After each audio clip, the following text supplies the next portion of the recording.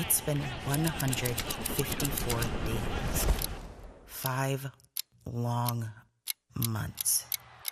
And now, the wait is over. Finally. Racing is back at Keeneland, April 7th through 28th.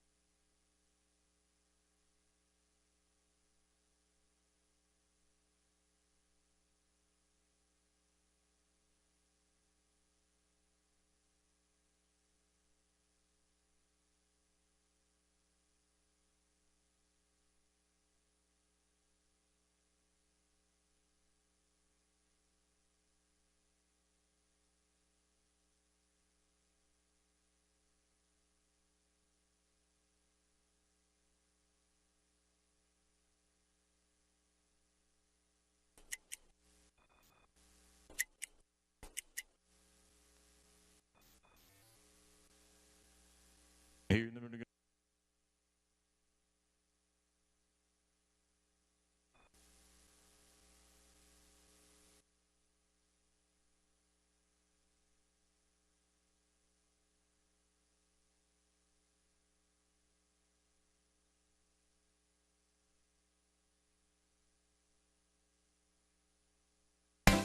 On the 1 ahead of third on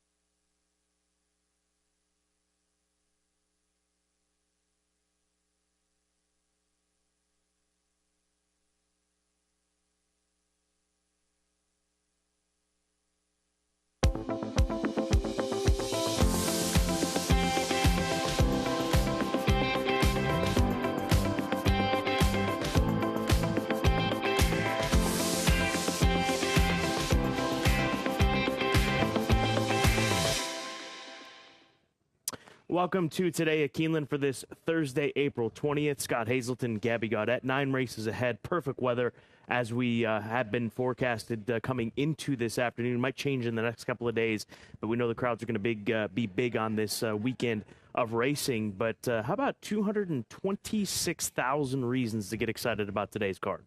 And you're referring to the Pick 6 carryover that we have today. And it does start in race 4. You and I tackled the sequence. We did a combo ticket.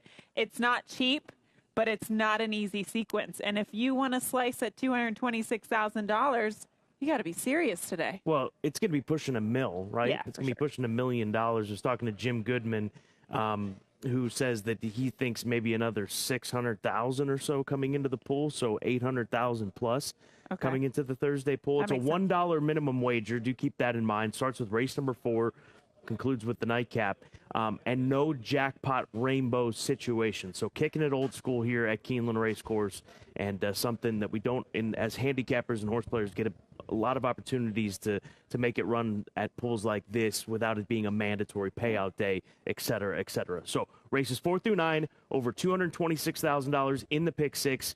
Our ticket isn't cheap, but it was a heck of a lot more expensive because what was our initial number? $700. Yeah, it was like a $700 ticket.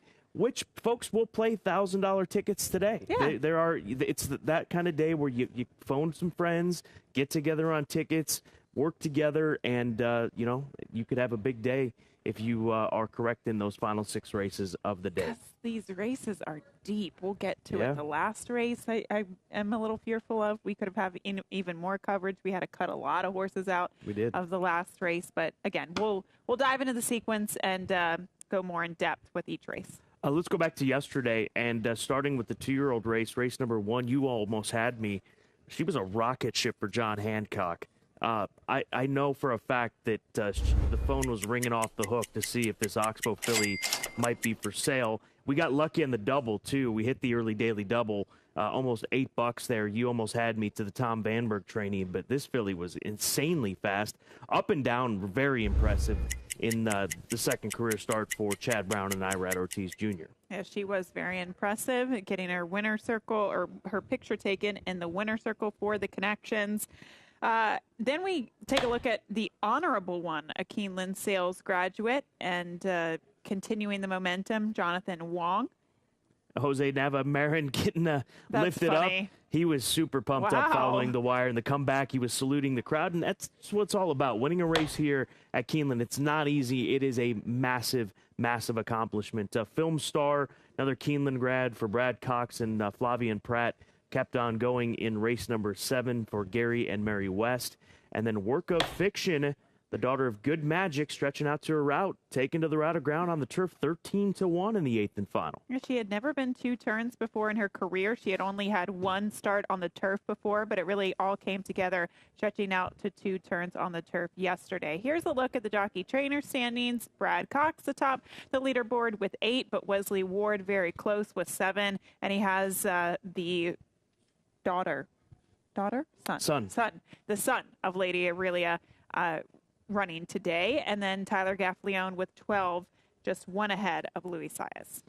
So a tight race, as it always tends to be in the jockey trainer standings here at Keeneland, whether it's the spring or the fall. For more on the weather, let's go to our good friends at WKYT.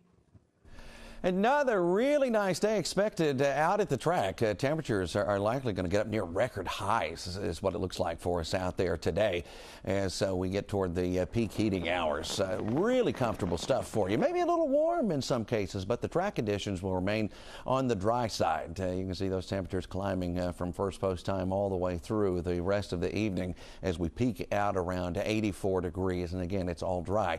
Some rain might be possible in the forecast tomorrow, so prepare for that accordingly as some showers and storms might drift into our skies. Good luck out there. Record highs today. If you would have told me the record high would be in the mid-80s, I would have told you you're crazy. And I ain't going to question Jim out there at WKYT. But bottom line, perfect dates today.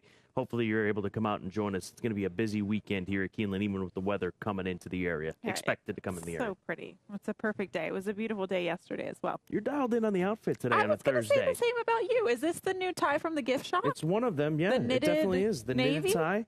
with the Keeneland logo. I don't know if you can see that there at the bottom. That's really nice. Yeah, there it is. And you have the blue, light blue, navy color combo, even with the pants and the shoes. Should I kick my? I'm not going to kick my tying feet in on the... from head to toe. Can I put you in on something here? Let you know what's going. My wife's coming to the races today, so I wanted to look nice for my wife. You were going to say my wife picked out my outfit for me this she morning, did. because I would have believed that. We've been together for 16 years. She tried to in the early days, and I squashed that pretty quickly, even though I'm colorblind. But I tend to manage. I stick with blues, and I'm good to go. Full card selections, Keeneland Race Day app. Download it now. You'll have access to this each and every day.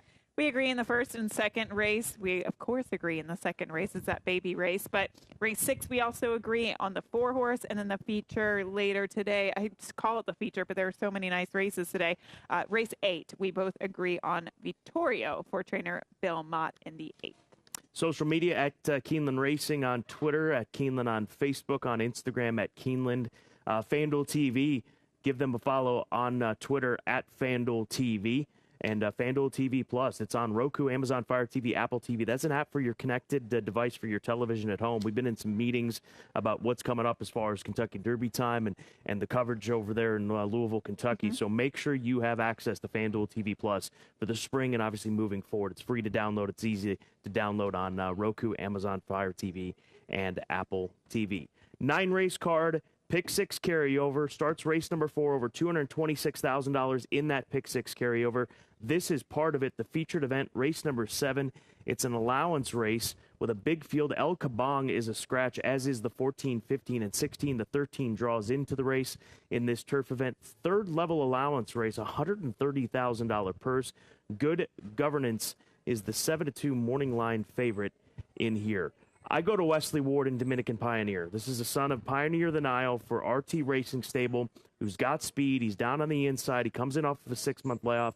It seems like everybody that, or every horse that Wesley's run this meet's coming off of a layoff of 6-ish months, and they've all been ready to go. That's the bottom line. So no concern there. This is a horse that won his last 2. He did so at Kentucky Downs. He did so here at Keeneland, and he sprung an upset in his most recent race, which we'll take you back to in the fall here at Keeneland. This is on the 21st of October, and he's up forward into the race. When he's at his best, he finds speed leaving the starting gate, and I don't see why he and Johnny Velasquez won't do that here today, and he's going to just keep on going out on the front end. He's got high head carriage, doesn't matter, strides out, wins by 3/4 of a length. That was Gerardo Corrales in the saddle back during the fall meet here at Keeneland over the firm going. I'm not sure what the conditions are. They were good yesterday. We haven't gotten any rain for those that aren't in the Lexington area, so I'd say good to firm would be the going that we're going to have on the turf today. So give me Dominican Pioneer to do it again off the layoff. Capuna, it's fast and firm, by the way. Those are the conditions. You could see by the times yesterday that it is firm.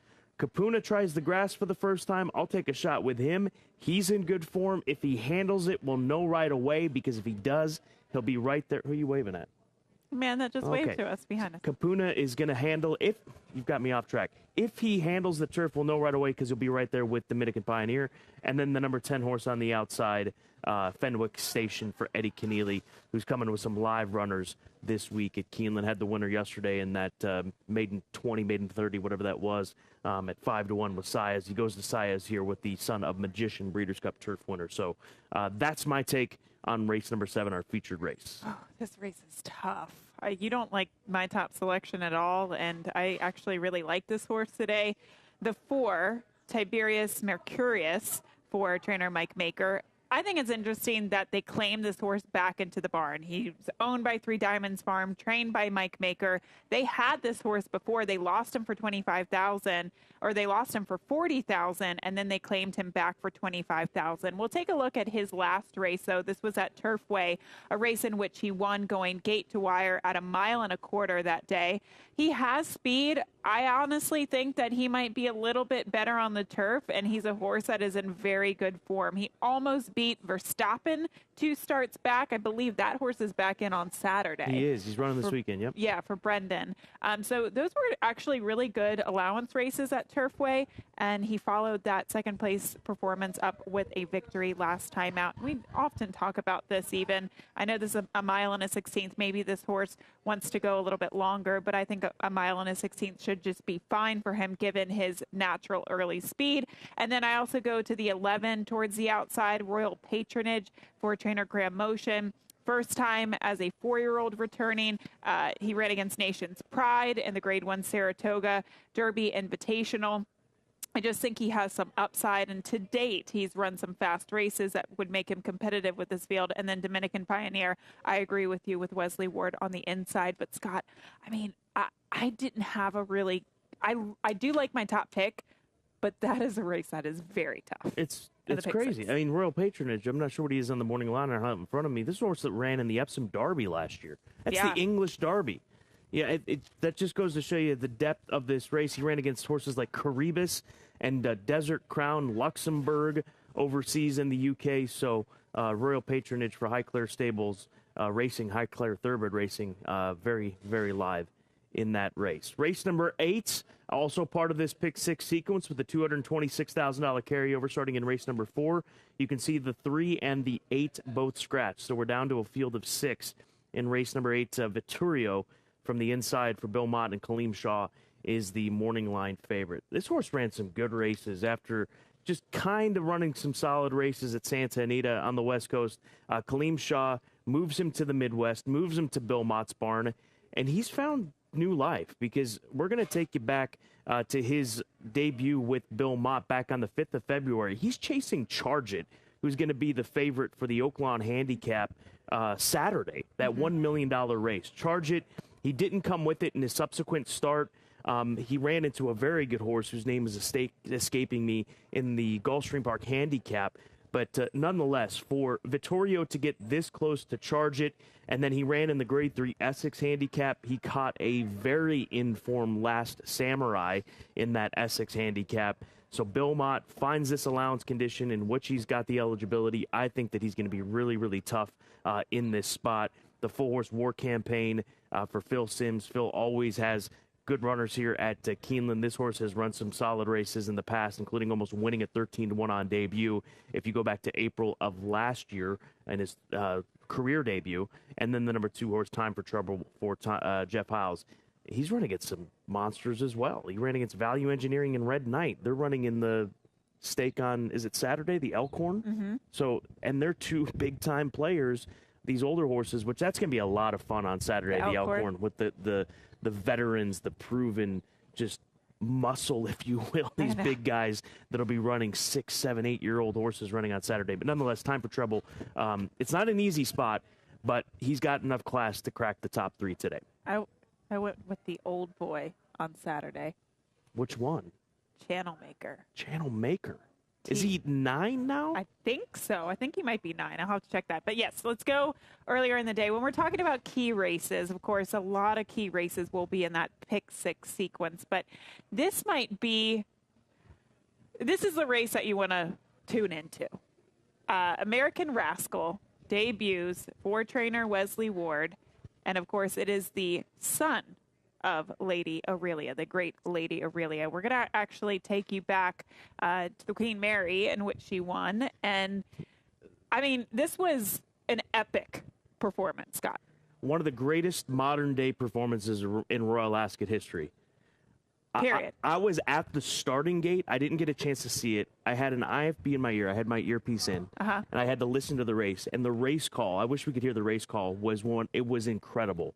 Because you didn't have to see what was happening, but just the way that the race caller described it at Royal Ascot, and also if you had the close-up shot of Frankie's face and the smile that he had on his face, that was a absolute He did like this charge reaction as soon as he hit the finish line too. We really may cool. never see a performance like that again in a race like the Queen Mary.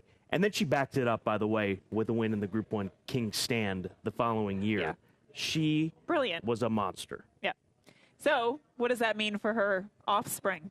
High expectations. I is what would it say means. high expectations. Have you had conversations with Wesley Ward? He said that this horse looks like a quarter horse. That's how he described him. Okay. And he said that his last workout was a wow type of workout. This is when we spoke to him last weekend when we saw the entries come out for this day. So he says he's a runner. There's no doubt that he is a runner, and it is Barbara Banke's favorite horse.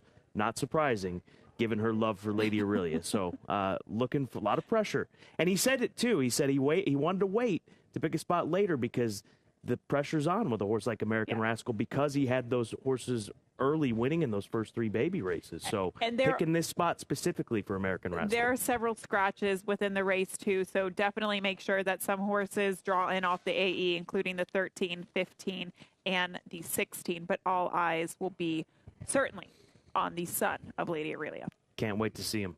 Race number 5, our key races of the day. I'll start with race number 5. You can see some scratches here as well. Vinegar Veggies is out, the 8, as is the 13, the 14, and the 16. So the 15 does draw in, gets Saez there.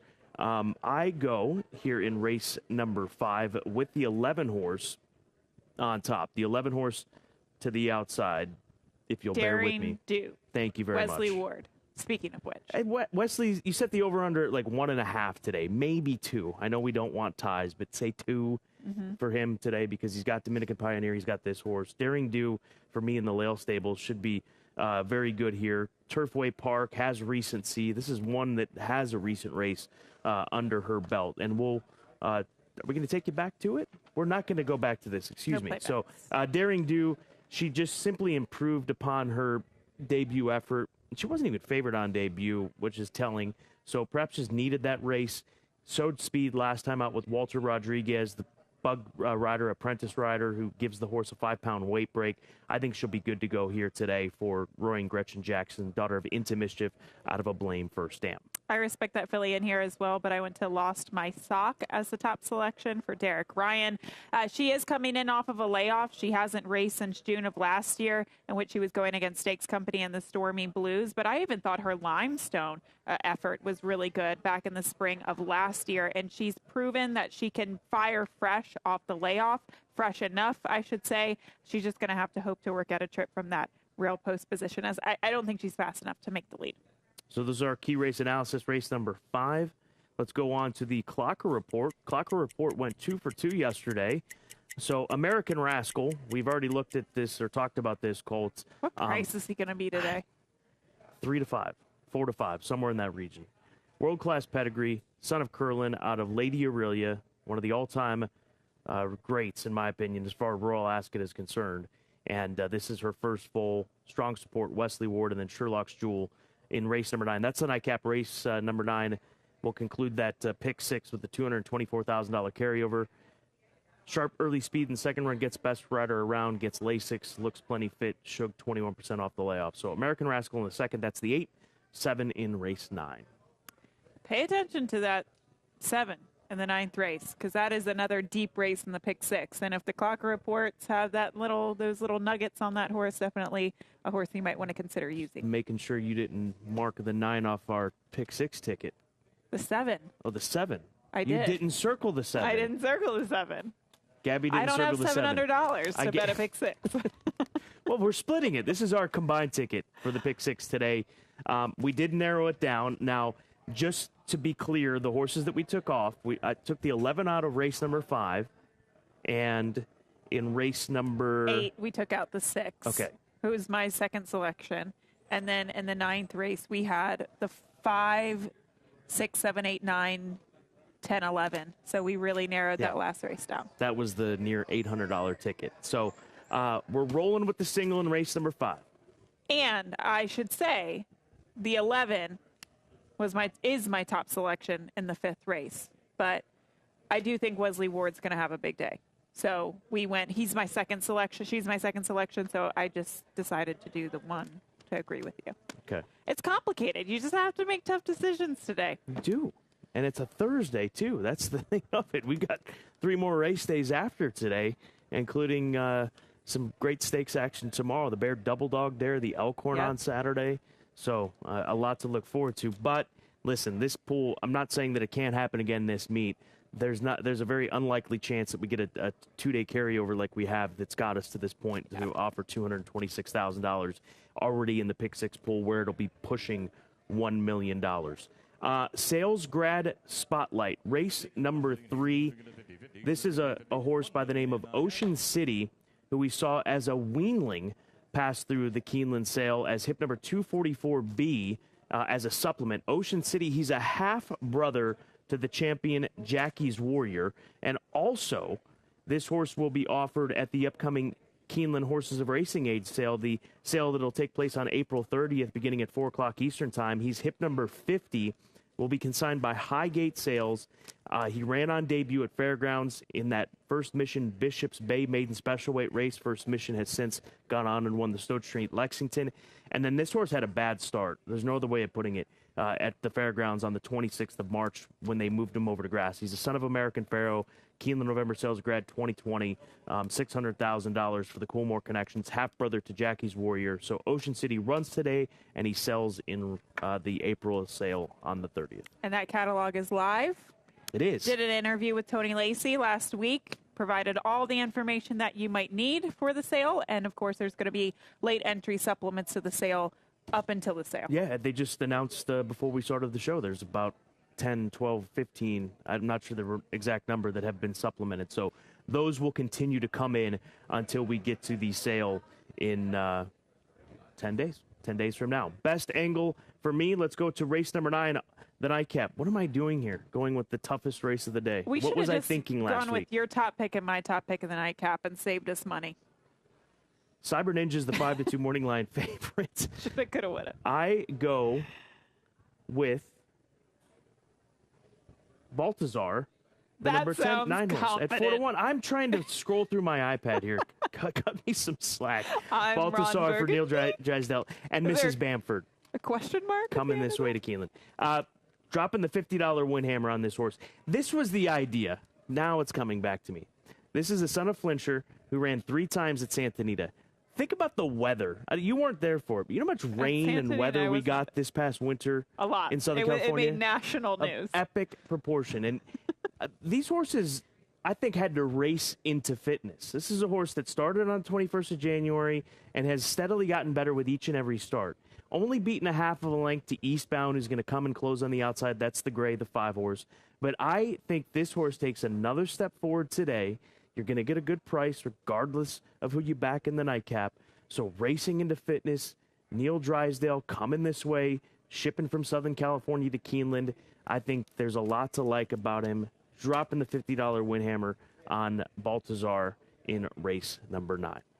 That $50. All right. You've come to play today. The weather missing, I mean, they had to train some and miss some training. I know a lot of people say track closures. That's why Turfway's been doing well, because of the cold temperatures over the course of the winter made the synthetic surface a little bit deeper, heavier, and more tiring for horses. So they're coming here in peak fitness. It is an important angle. I went to Royal. I might start training at Turfway. Go ahead. I went to just yourself or horses? Yeah, no, me. I might go up there and start running the poly track. Royal Sandrin is the top selection for me in the nightcap. So we have dueling best angles here. Let's go back to his last race at Turfway Park. That was a good transition. 1 mile and a 16th. This horse should have won this race. He had to go so wide coming around the final turn, and he unfortunately lost this race by a neck to Darkside, who certainly had a much better, more ground-saving trip. But when you see it in black and white coming down the stretch, this horse was much the best, in my personal opinion. Blinkers going on today, and he's making the surface change. He's a son of Speightstown, and the mare, he's out of a Grade 2 winner who won at 1.5 miles on the turf. Distance isn't an issue. Surf isn't an issue. Top pick for me, Kiem on top of an Exacta over the 8, 9, and 10. We talked about how wide open the 9th race is, and that's where we go with our best angle. Just the kind of day that we're attacking that happens. it. It's true. We overcomplicate races sometimes. Any handicapper does that. You just think and think and think some more. Tom, he's got his long shot pick of the day. Let's hear it.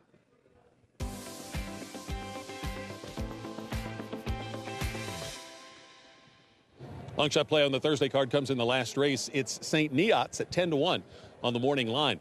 Horse showed big-time improvement in the first start at 3, chasing home a well-regarded Chad Brown winner, finishing 6 lengths ahead of third place. The barn has really good numbers second time off this kind of layoff. So let's try St. Neots to get the money in the long shot play of the day.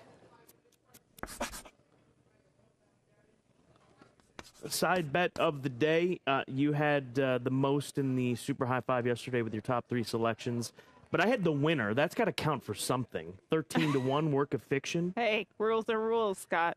You always think I'm conniving and I'm trying to make these rules, but there's no excuse for that yesterday because Isaac came up with it. And I know. I won. I'll eat that humble pie and kick on. You're playing for Silly Pints this week, which you can find in the Keeneland gift shop. They've got a variety of colors. They're rubbery, so you can't break them. Great for the patio as we get geared up for patio season here in the Midwest. Hashtag Team Scott, hashtag Team Gabby. Make sure you go on Twitter at Keeneland Racing and jump on board one of our ships. Okay, so race 9 and race 7. I say I've got Balthazar in the 9th.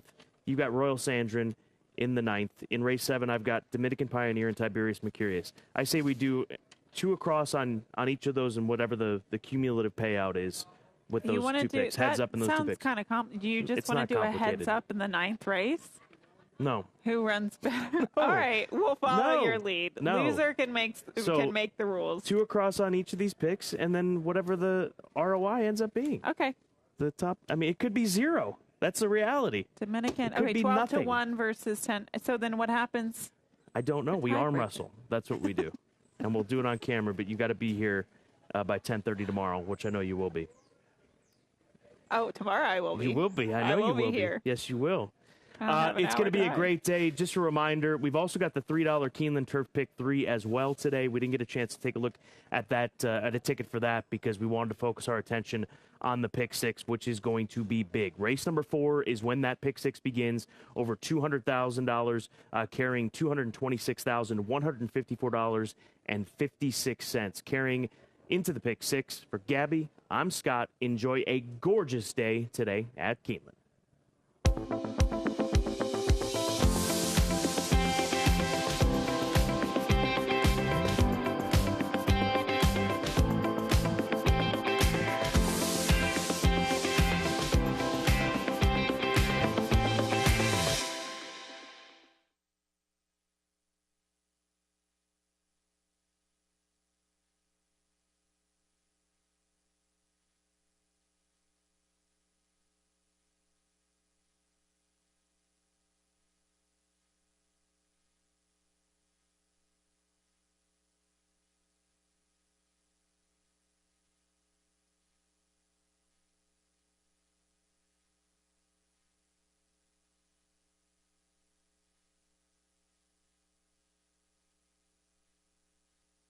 In this industry, timing is everything.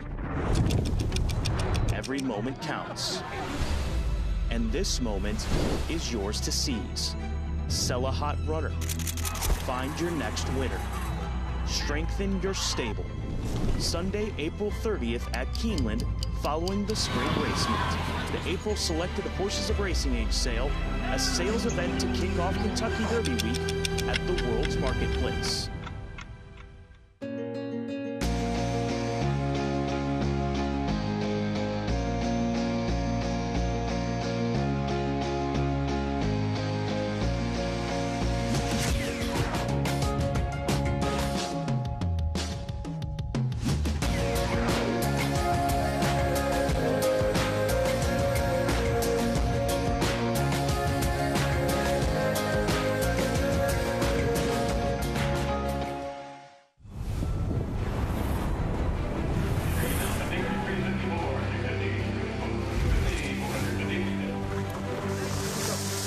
Last September broke records. It brought the energy, the magic, the momentum. And this year, it all returns. Only at the World's Yearling Sale. Keeneland, September. New Toyota Tundra is amazing. It's rugged and capable. Designed, engineered, and built right here in the USA. And Tundra is more powerful and more fuel efficient. The iForce Max hybrid powertrain delivers 437 horsepower. And with the multi-terrain select, no matter what the conditions are, it automatically adjusts the engine throttle and traction. While the crawl control modulates the throttle and brakes. When we say you can go anywhere and do anything, Tundra really means it. Yeah. Toyota. Let's go places. It's been 154 days. 5 long months. And now, the wait is over. Finally. Racing is back at Keeneland, April 7th through 28th.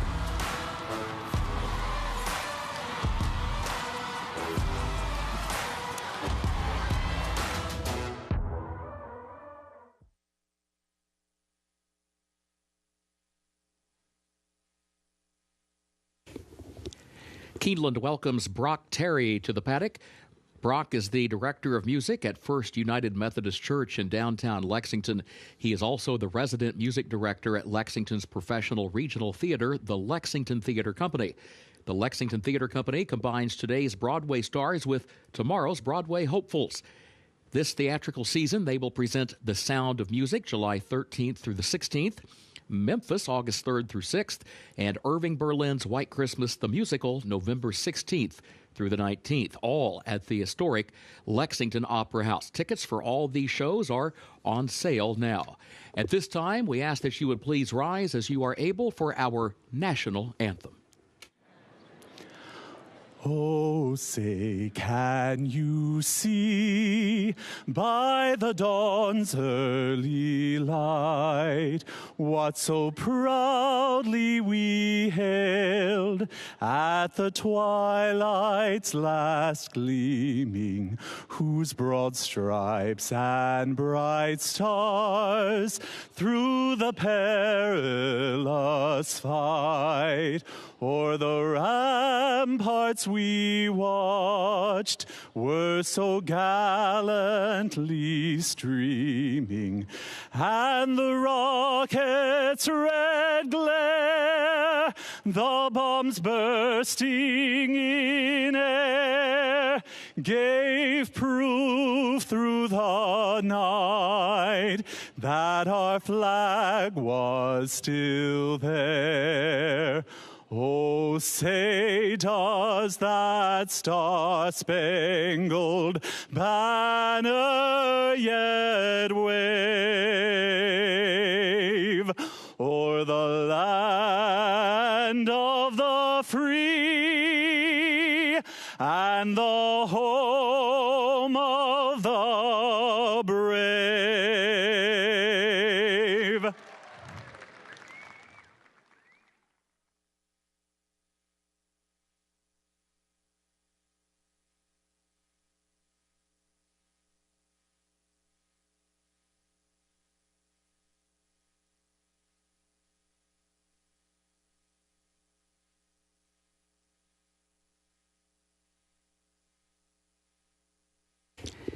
Keeneland is proud to recognize Sue Burge with the ticket office as the Employee of the Day. Congratulations, Sue.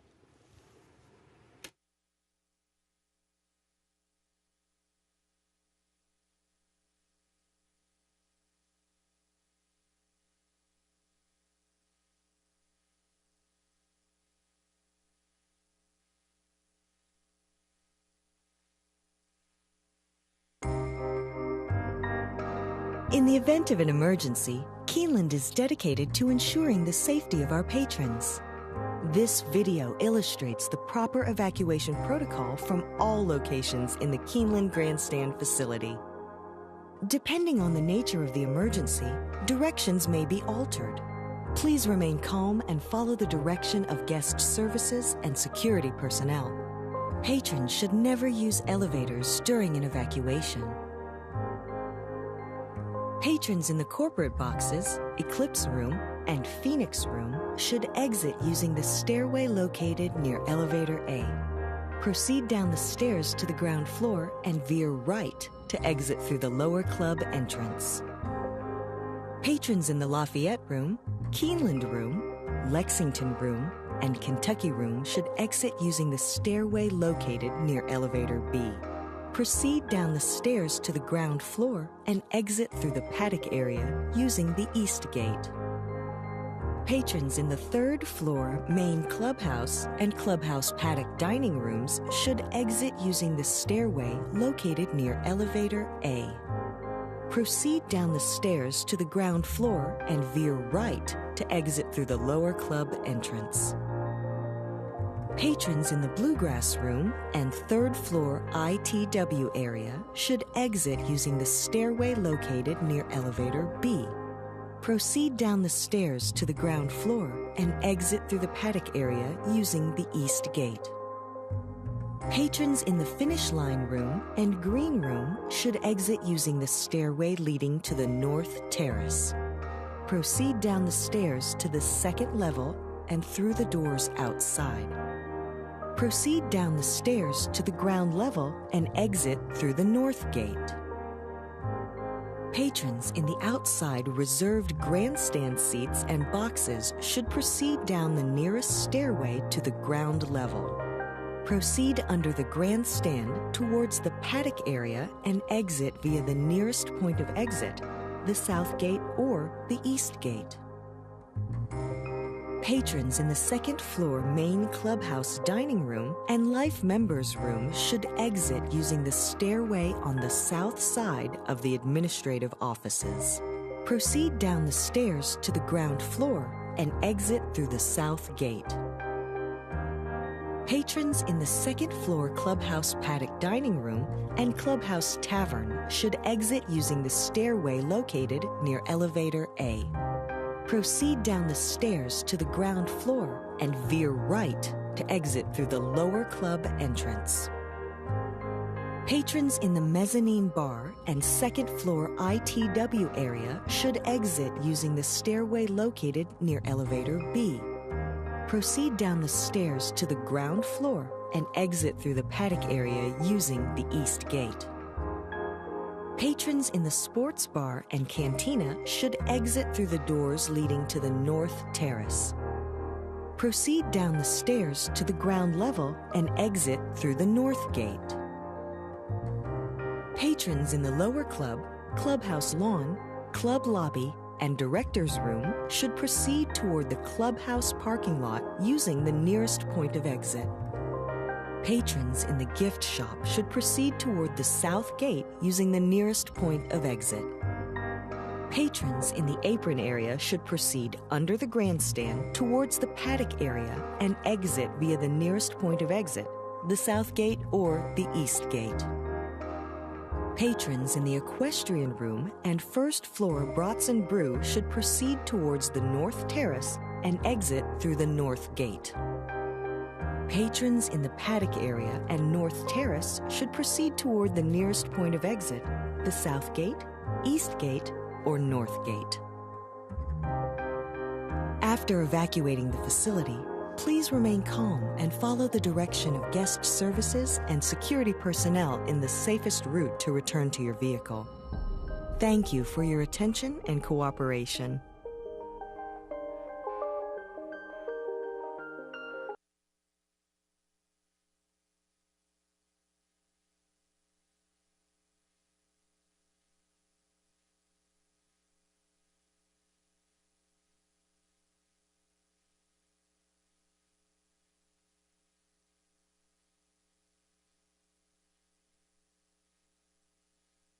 And they're off in first time.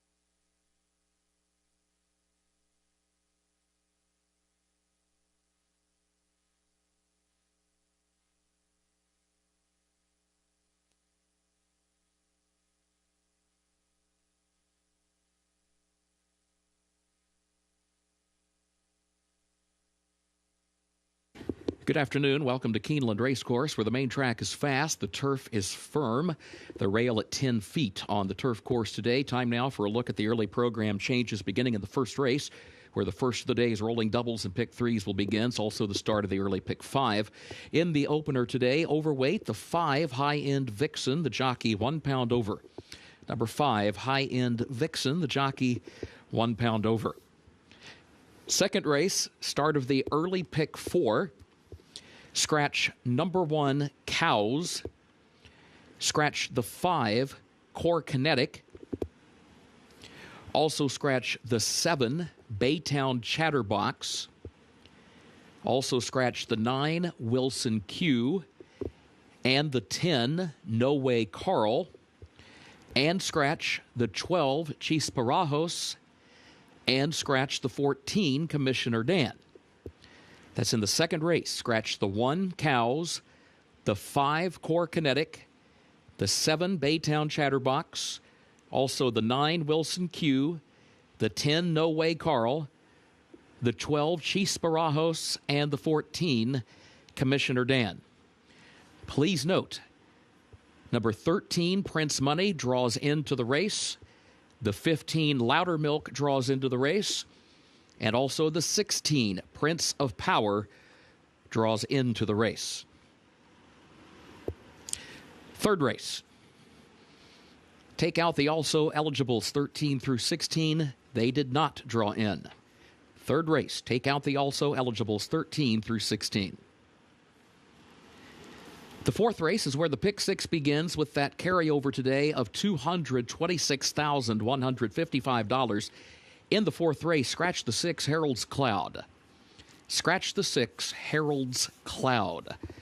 Jockey change on the 4, Yono. That'll be Walter Rodriguez. Number 4, Yono, make the jockey Walter Rodriguez. Race 5. Start of the late pick 5. Also start of the Keeneland Turf pick 3, made up of races 5, 7, and 9. In that fifth race, scratch the 8, Vinegar Veggies. Also scratch 13, Manarelli, as well as 14, Whatchamacall, and scratch 16, Georgie's Spirit.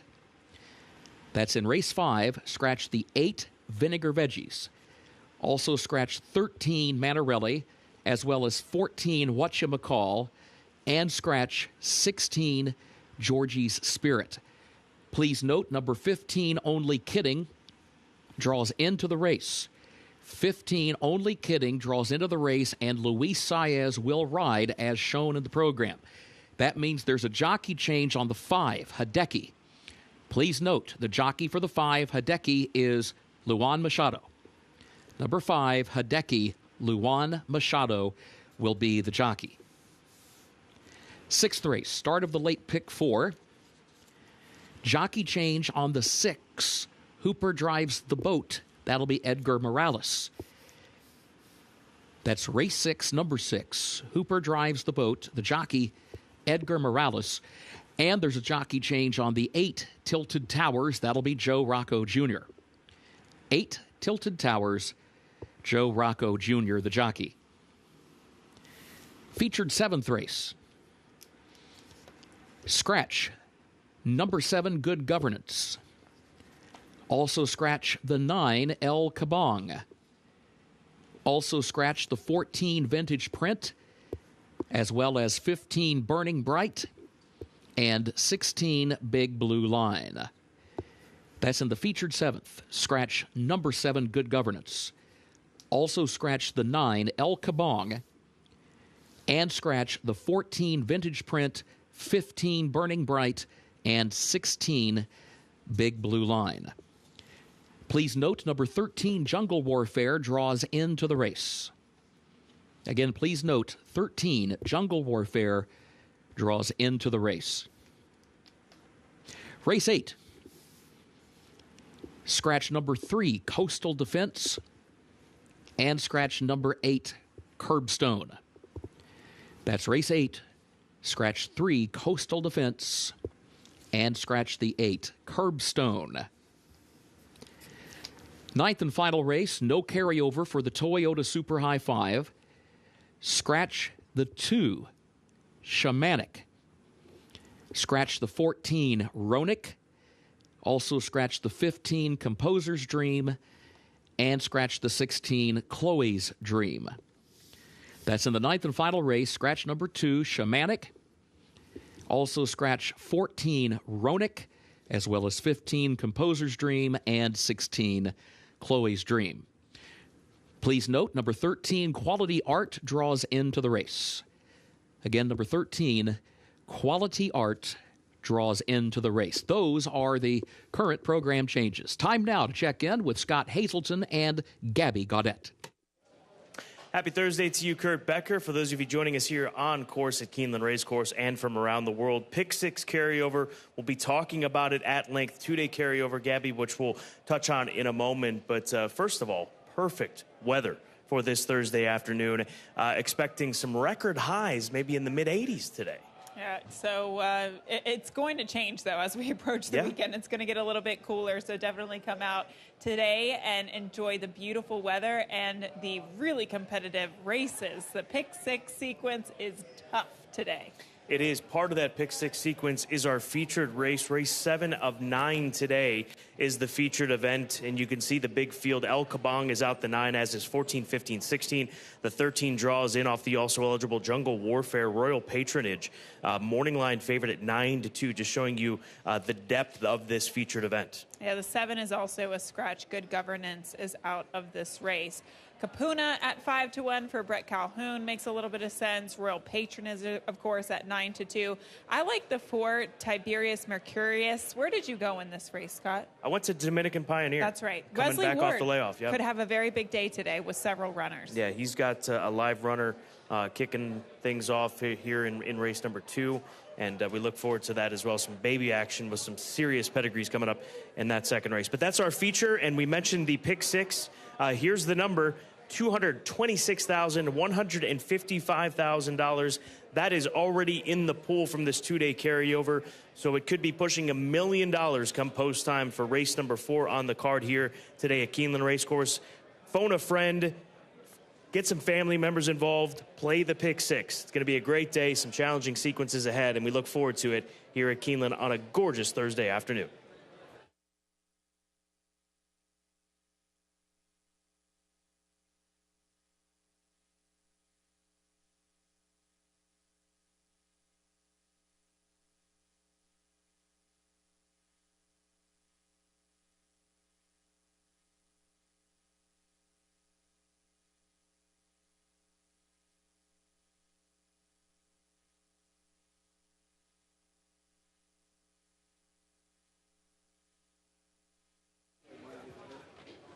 Race number 1 starts the early Pick 5 today, and 4-5 on Dial Her Up for Monkey Horse LLC. That's the owners of this dialed-in filly. Michael Stidham sending this one postward, gets Irad Ortiz Jr. to take the call. And Dial Her Up is a horse that's run twice in her career. She did so at Fairgrounds at a maiden 50, and then ran very well in a maiden special weight, moving up in class, going 1 1/16. She draws the rail today, gets the 1 1/16, first wire finish to work with. I like her. Didn't see 4-5 coming, but that's what it is, at least for now, with 16 minutes to post. She looks on her toes this afternoon for trainer Mike Stidham, and I just think she comes out of a very good race. It was her first time stretching out to 1 1/16 at the Fairgrounds, last time out in stepping up in class. The winner of the race, New Beat, went gate to wire. That was on Louisiana Derby Day. And Scott, I thought personally that the track had a forward flow to it throughout the entire day. Some horses had a tough time making up any ground. So she was against the grain of the track that day. And on top of it, she's dropping in class. Lady with the Cause, the 2-horse, she's currently 5-2. That makes her the second choice in here. Kenny McPeak for these connections with the Creative Cause filly. She's finished second in each of her last 3 races. She's not going to have much speed, which I think opens the door for the one to potentially take advantage of that and go on with it. But you've got to respect this filly, and she comes out of some solid races at Fairgrounds as well. And she's caught the right group to be competitive in this maiden 50. She has. It was a sloppy track last time out, but she has been so consistent, Scott. She always shows up. I did think that this is kind of a lateral move from what she faced last time out. So she's live in this race at 5-2. High-end Vixen, the number 5 horse, 16-1. That makes her the biggest price in here, but she's only run once, and that was all the way back in November at Churchill Downs, where she was beaten 22 lengths, sprinting, going 6.5 furlongs. She did not show up whatsoever, but I used her at a price in the exacta just to try to beef up this exacta because we're going to have a short price with the 1 at 4 to 5. Scott, she didn't show up, but today it's a new day. She gets LASIK. She gets 2 turns. She drops in class. She comes out of the race against Positano Sunset, who came back at this meet and won very impressively for Ian Wilkes. It was a live race in her debut, and I'm hoping she can just turn it around off the layoff. I'm hoping that First Hill the 6 can keep the momentum going that she's built up at Turfway Park. This is a filly by West Coast, that champion in his dirt successes, ran for 30, ran for 50, back in for 50 in those races up at Turfway Park.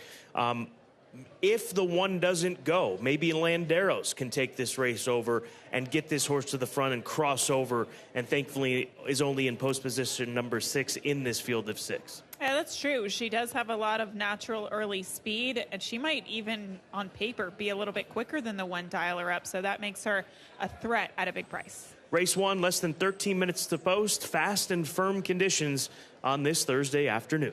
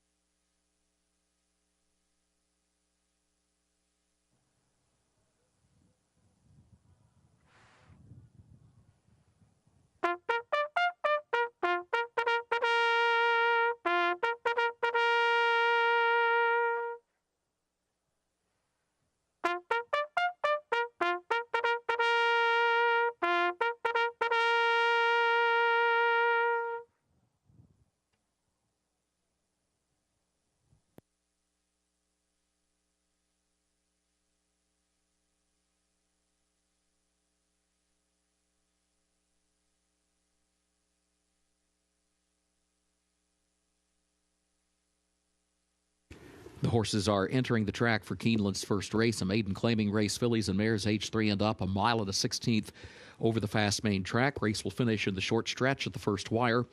A reminder, the overweight 5 high-end Vixen, the jockey 1 pound over. Double and pick 3 wagering also started the early pick 5. The main track fast, the turf firm today. Post time in 7 minutes.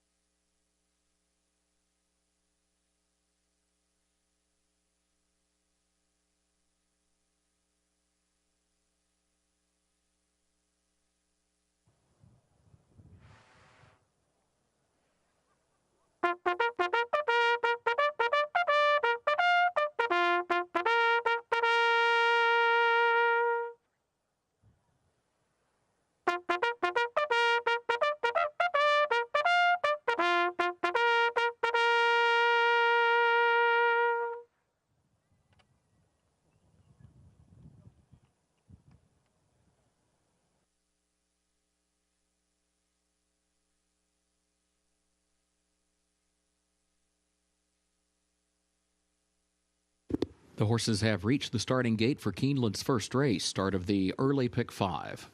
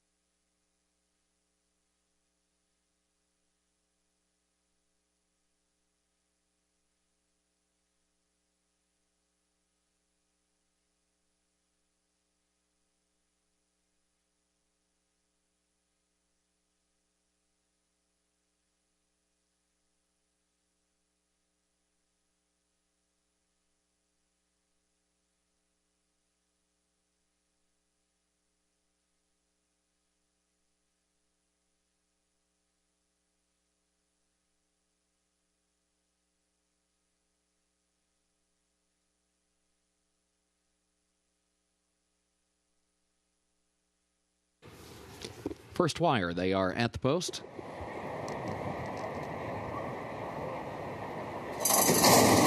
And they're off. There's Lady with a Cause right out for the lead. Here's Honor Halloran from between horses. Dial Her Up now kicks in, and there goes First Hill from the outside. Dial Her Up has the lead. Dial Her Up leads it against the rail into the first turn. First Hill stays out in the center of the track, and then Lady with a Cause hugs the rail as the leader, Dial Her Up, stays a lane off the rail as they head around the first turn. First Hill's going to move 3 wide up into second by just a half length. Honor Halloran is there in third ahead between horses. Lady with a Cause moves up, improves position, 1 spot from fourth into third, just a length off the leader, and sticking right next to the rail as they head off the first turn and up the back stretch. La Village Lumiere is next to last break of 4 more lengths back to High End Vixen, who now is another 6 back of the second last horse. 24.18 seconds the time for the opening quarter, midpoint of the back stretch. Dial Her Up leads it again, stays outward from the rail, so there's room for Lady with a Cause to move up the inside and poke ahead in front. Dial Her Up is alongside, but second by just a length. And then First Hill far outside is in third. La Village Lumiere is in fourth. Break of 3 lengths to Honor Halloran, then better than a dozen lengths back to High End Vixen. The first half mile, 48.98 seconds. On to the far turn. Dial Her Up to the outside, puts ahead in front once again. Lady with a Cause still there toward the inside. That's the lead battle. Another length and a half. La Village Lumiere at the quarter pole is racing in third. She is now 3 from the front pair. Then a gap of 5 more back to First Hill. 6 back of that one to Honor Halloran. Top of the short stretch. Lady with a Cause to the inside has a narrow lead. Dial Her Up is there to the outside and comes at her once again. Lady with a Cause leads it by a half length. Dial Her Up is second. It's a gap of 7 more lengths back to La Village Lumiere. Final 16th. Lady with a Cause opens up a length and a half, 2 lengths to the good. Lady with a Cause in front for Brian Hernandez Jr. Lady with a Cause wins the opener. Dial Her Up was across the line in second. La Village Lumiere third, and First Hill was fourth.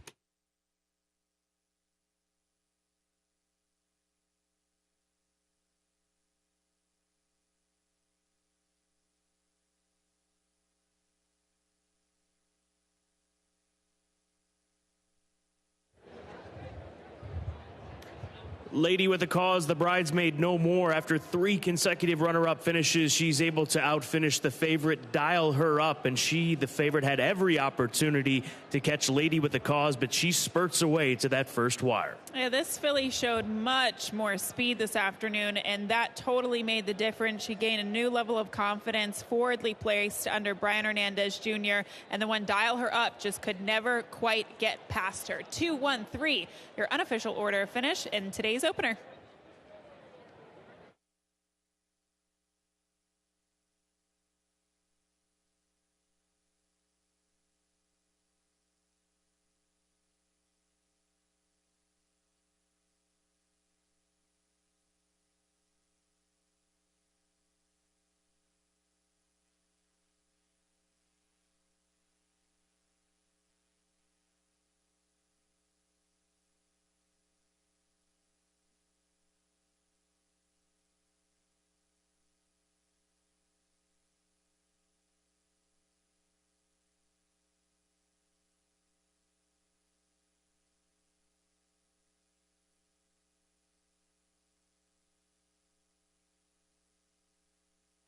The unofficial results of Keeneland's first race: number 2, Lady with a Cause, was first.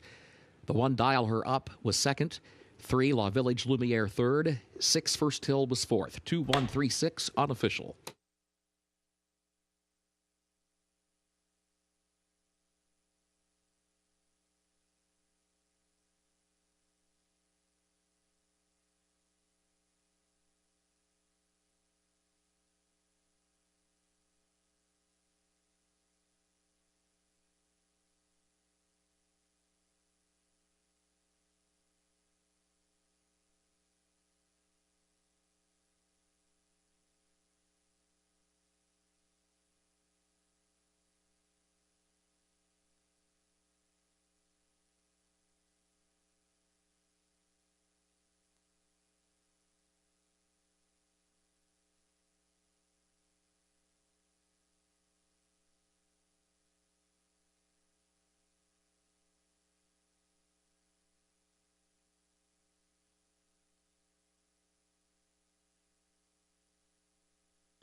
In the winner's circle for Keeneland's first race, the unofficial winner, number 2, Lady with a Cause.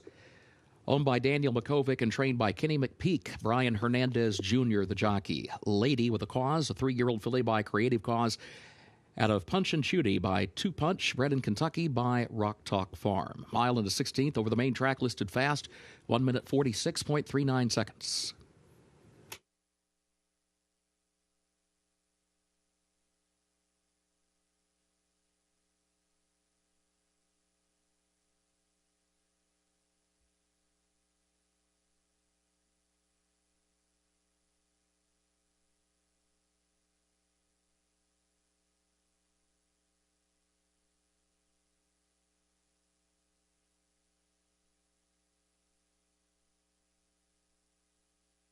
First race results official, 2-1-3-6, the official results.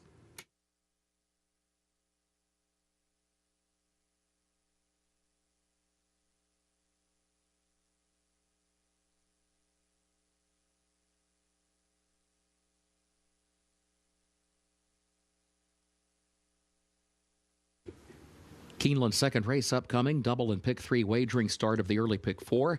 Main track is fast. The turf is firm today. The rail at 10 feet on the turf course. In the second race, scratch the 1, Cows. Also scratch the 5, Core Kinetic. Scratch the 7, Baytown Chatterbox. Also scratch the 9, Wilson Q. And the 10, No Way Carl. Also scratch the 12, Chisparajos. And scratch 14, Commissioner Dan. Again, scratch the 1, Cows. Also scratch the 5, Core Kinetic. Scratch the 7, Baytown Chatterbox. Scratch the 9, Wilson Q. And the 10, No Way Carl. Also scratch the 12, Chisparajos. And scratch 14, Commissioner Dan. Please note the 13, Prince Money, draws into the race. Likewise, the 15, Loudermilk, and the 16, Prince of Power also draw into the race.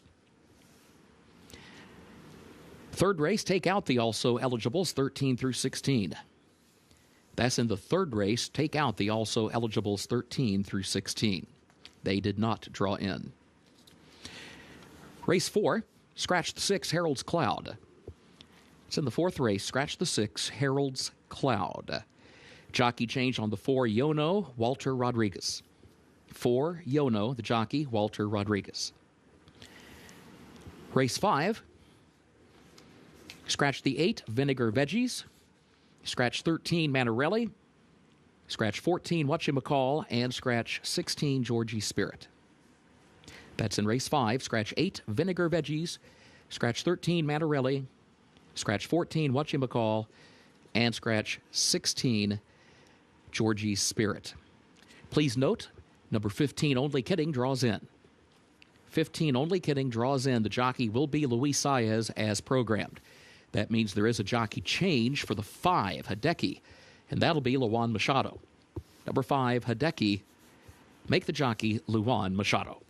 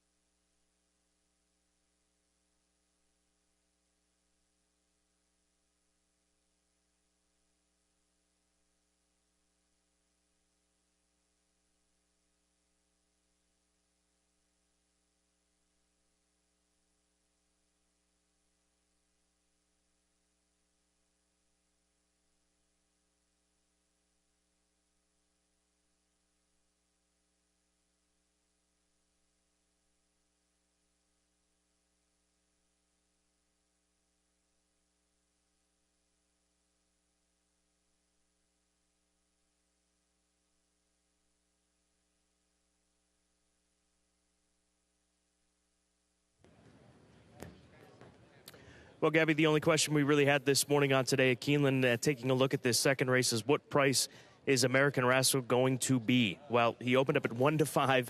He's 1-4 right now. The second choice in this race is the number 4 horse, all the way up at 6-1. So the highly anticipated debut for Stone Street Stables Colts by Keeneland out of their insanely talented race mare, Lady Aurelia, that Royal Ascot winner who blew the doors off the Queen Mary competition during her 2-year-old season, that daughter of Scat Daddy. He looks the part down here. Wesley Ward telling me last week, he said when you see him, you're going to see a quarter horse looking type, and that's the case. He's a compact sort, with Joel Rosario going to be getting the opportunity to ride the Stone Street Homebred. He looks incredibly fast, and going back to even Lady Aurelia and her debut performance, she broke the track record going 4.5 furlongs here at Keeneland. She was fast from the get-go, and she went on to be brilliant in Europe. And yeah, he just looks incredibly strong, very built up in the hindquarter, strong shoulder. He looks simply fast. Let's go to the 11-horse Legal Titan, who's 25-1 right now. Algorithms gelding for Michael Ann Ewing, the trainer of this 2-year-old. He's a half-brother to the stakes winner at the age of 2 named Barrister Tom. So he's got a precocious pedigree, does the 11-horse, and Flavian Pratt's going to take the call. Worth a look underneath here in his 2-year-old debut. Yeah, there's so much to be said about the Wesley Ward debuter and the 8 American Rascal, but things happen in these baby races, so why not go with a little bit of a price here? And you decided to go to the 11 Legal Titan as your second selection. Frosty the Giant, the number 4 horse, is where we'll move to next. He's the second choice that I referred to. This is a son of Frosted, a Keeneland graduate from the September sale of 2022, just a few months back, purchased for $20,000. Should be plenty fit. He's got published workouts dating back to the beginning of February, most recently at Laurel for a trainer, Anthony Ferrier, who wins a lot of races in the Mid-Atlantic. He does, and he does well with his 2-year-olds, too, that he gets. And I just think being a son of Frosted out of a City Zip mare, you just look at speed on top of speed in terms of the pedigree. Solid workouts for this horse. He attracts the likes of Irad Ortiz Jr. I just think he's live.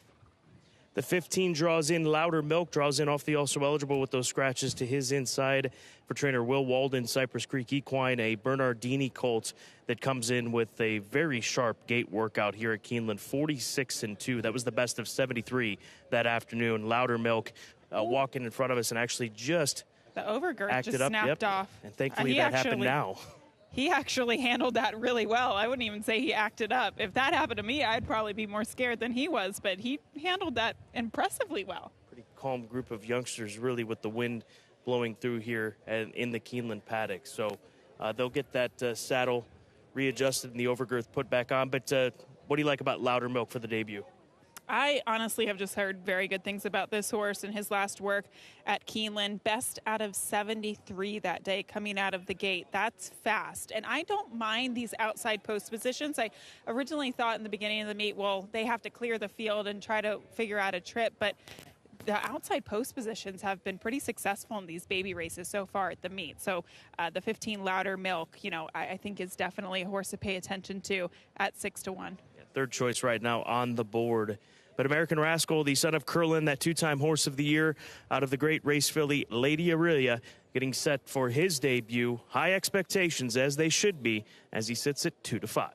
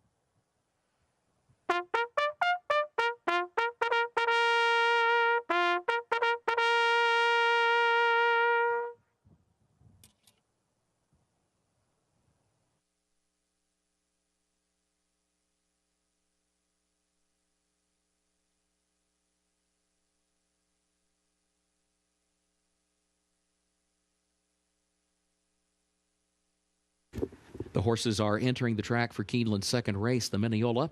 Maiden special weight, 2-year-olds, Headley course, 4.5 furlongs over the fast main track. Scratch the 1, Cows. Also scratch the 5, Core Kinetic. Scratch the 7, Baytown Chatterbox. Also scratch the 9, Wilson Q, and the 10, No Way Carl. Also scratch the 12, Chisparajos, and scratch the 14, Commissioner Dan. A reminder, 13, Prince Money will run. Likewise, the 15, Louder Milk, and the 16, Prince of Power will run. Double, pick 3, start of the early pick 4. Fast track, firm turf this afternoon, 7 minutes to post.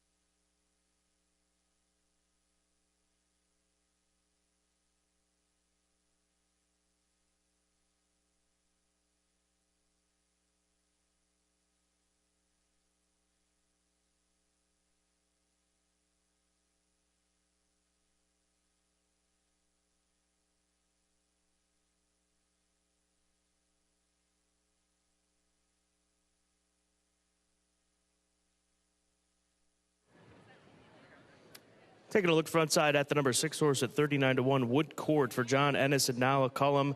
The colt by Ransom the Moon was bred by Michelle Level here in Kentucky, actually. And John Ennis has done well with his first-time starters. And I thought he was a good-looking colt out there getting set for his debut and down here in the paddock as well. So Wood Court, big price. Going to have to outrun the expectations that are surrounding the favorite. But nonetheless, these horses don't know it, and he looks well out there as he gets set for his debut. The number 8 horse is American Rascal, the son of Curlin.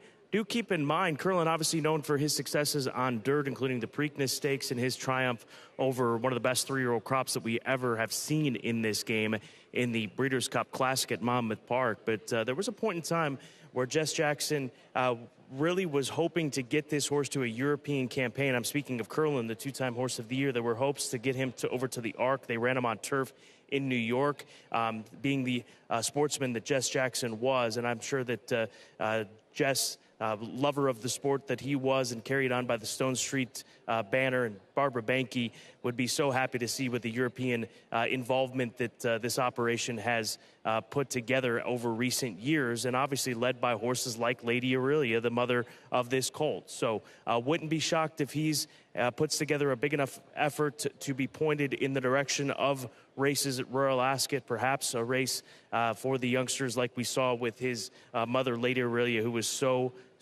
brilliant over the course of her racing career. And I know there are a lot of European connections. It's about 6:30 over in London that have tuned in to watch this one, given their love for Lady Aurelia and what she was able to do in those 2 big wins at Royal Ascot. Looking forward to seeing him perform here today. And then Steve Asmussen's got one in here, too, that looks well. Prince Money, big stout colt by Munnings in the Mike McCarty Silks. This is a Keeneland September sale grad from last September, $220,000. Go Sapper First Dam. This is the second runner from that unraced First Dam Supernatural. So just a big stout colt, good-looking chestnut. And Steve Asmussen tends to gear more up for Churchill Downs as far as the youngsters are concerned, but you can't overlook him. He is 10-1, getting a little bit of attention here as we close in on post time. Highly anticipated debut of American Rascal, the son of 2-time Horse of the Year Curlin, out of that multiple graded stakes winner, Lady Aurelia, getting set for his debut here in race number 2 for Stone Street Stables.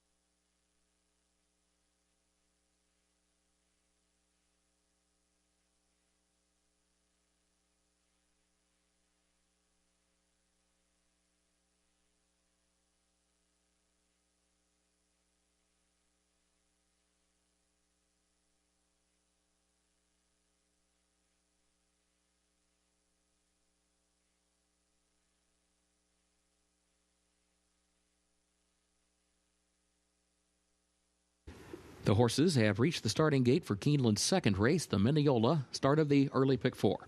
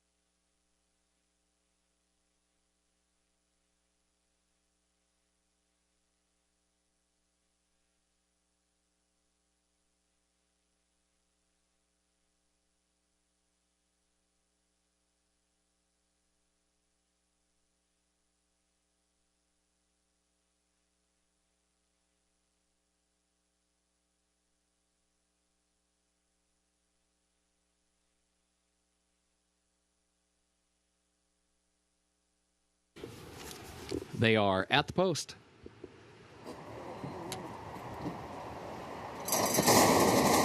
And they're off. There goes American Rascal right out for the early lead. Louder Milk will go with him up on the outside. Now Louder Milk moves up, takes the lead a half length. American Rascal goes second around the turn. Woodcourt down toward the inside in third. Prince Money is fourth. Prince of Power is a wide fifth around the far turn. And then Innocent Man is 6 down toward the inside as they move toward the top of the stretch. Further back, Legal Titan travels along in the 7th position. Frosty the Giant is far back in 8th spot. Family Factor last of 9. Loudermilk has the lead. American Rascal coming forward to challenge as they move by the 8th pole. And American Rascal just runs right by. American Rascal, 16th pole, 5 lengths clear. 6, 7 lengths clear. A spectacular debut by American Rascal, who wins it for Joel Rosario. Almost 7 years to the day since Lady Aurelia, the first dam of that colt, won her debut over this same Headley course.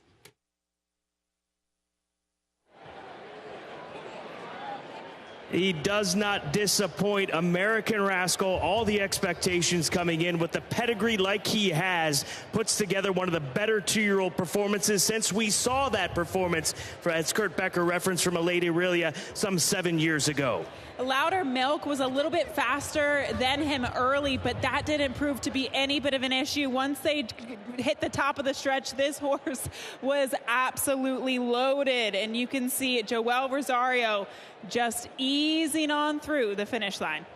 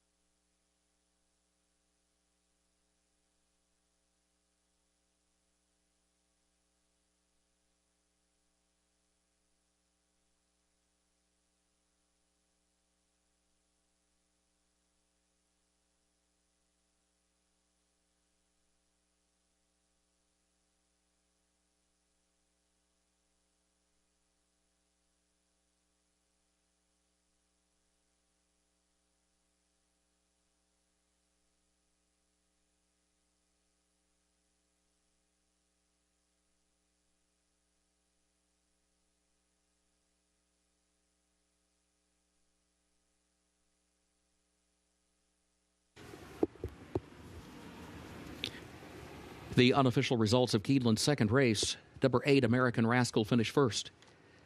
Number 13, Prince Money, was second. Number 16, Prince of Power, third. The 4, Frosty the Giant, fourth. 8, 13, 16, 4, unofficial.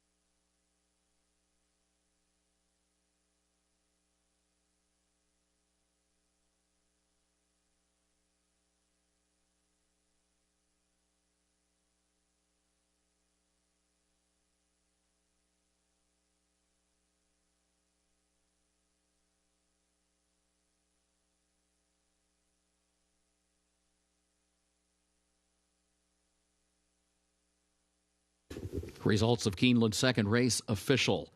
8, 13, 16, 4, the official results.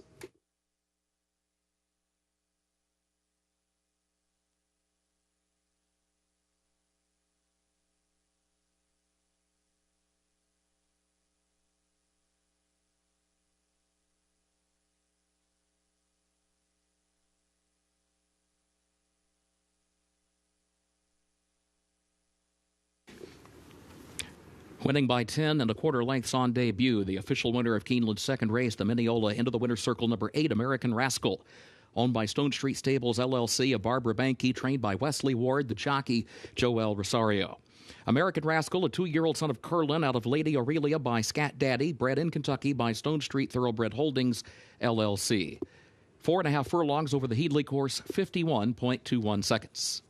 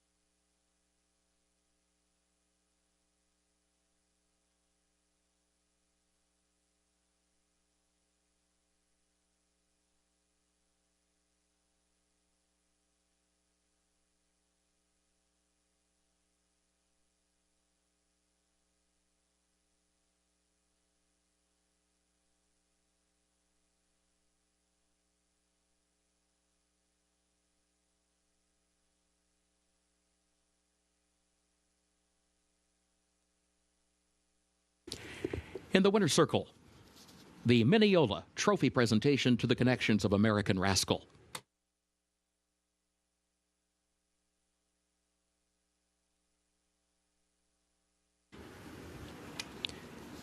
Keeneland's third race upcoming, double and pick 3 wagering featured here. The turf is listed firm, the rail at 10 feet today. Take out the also eligibles 13 through 16. They did not draw into the race. Looking ahead to the fourth race, scratch the 6 Harold's Cloud. That's in the fourth race, scratch the 6 Harold's Cloud.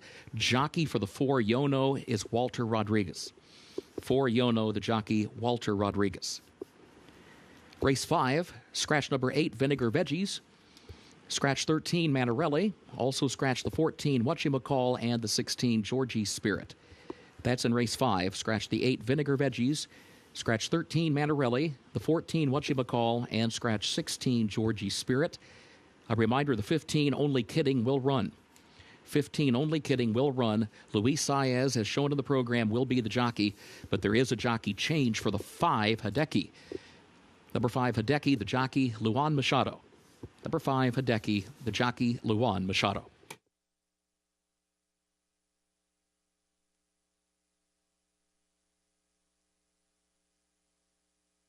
We direct your attention to the winner's circle at this time. Keeneland President and CEO Shannon Arvin is presenting a check for $100,000 to Lexington Public Library Executive Director Heather Diefenbach, Director of Development Marketing and Communications Ann Donworth, and Development Manager Paige Halpin-Smith. Keeneland's gift to the Lexington Library Foundation will help fund the new Marksberry Family Branch, a state-of-the-art community hub to open later this year on Versailles Road. The Marksberry Family Branch will positively impact a neighborhood where many horse industry workers and their families live and provide a resource nearby for these families to take advantage of important educational opportunities. We thank the Lexington Public Library for their vision and their commitment to our Central Kentucky community.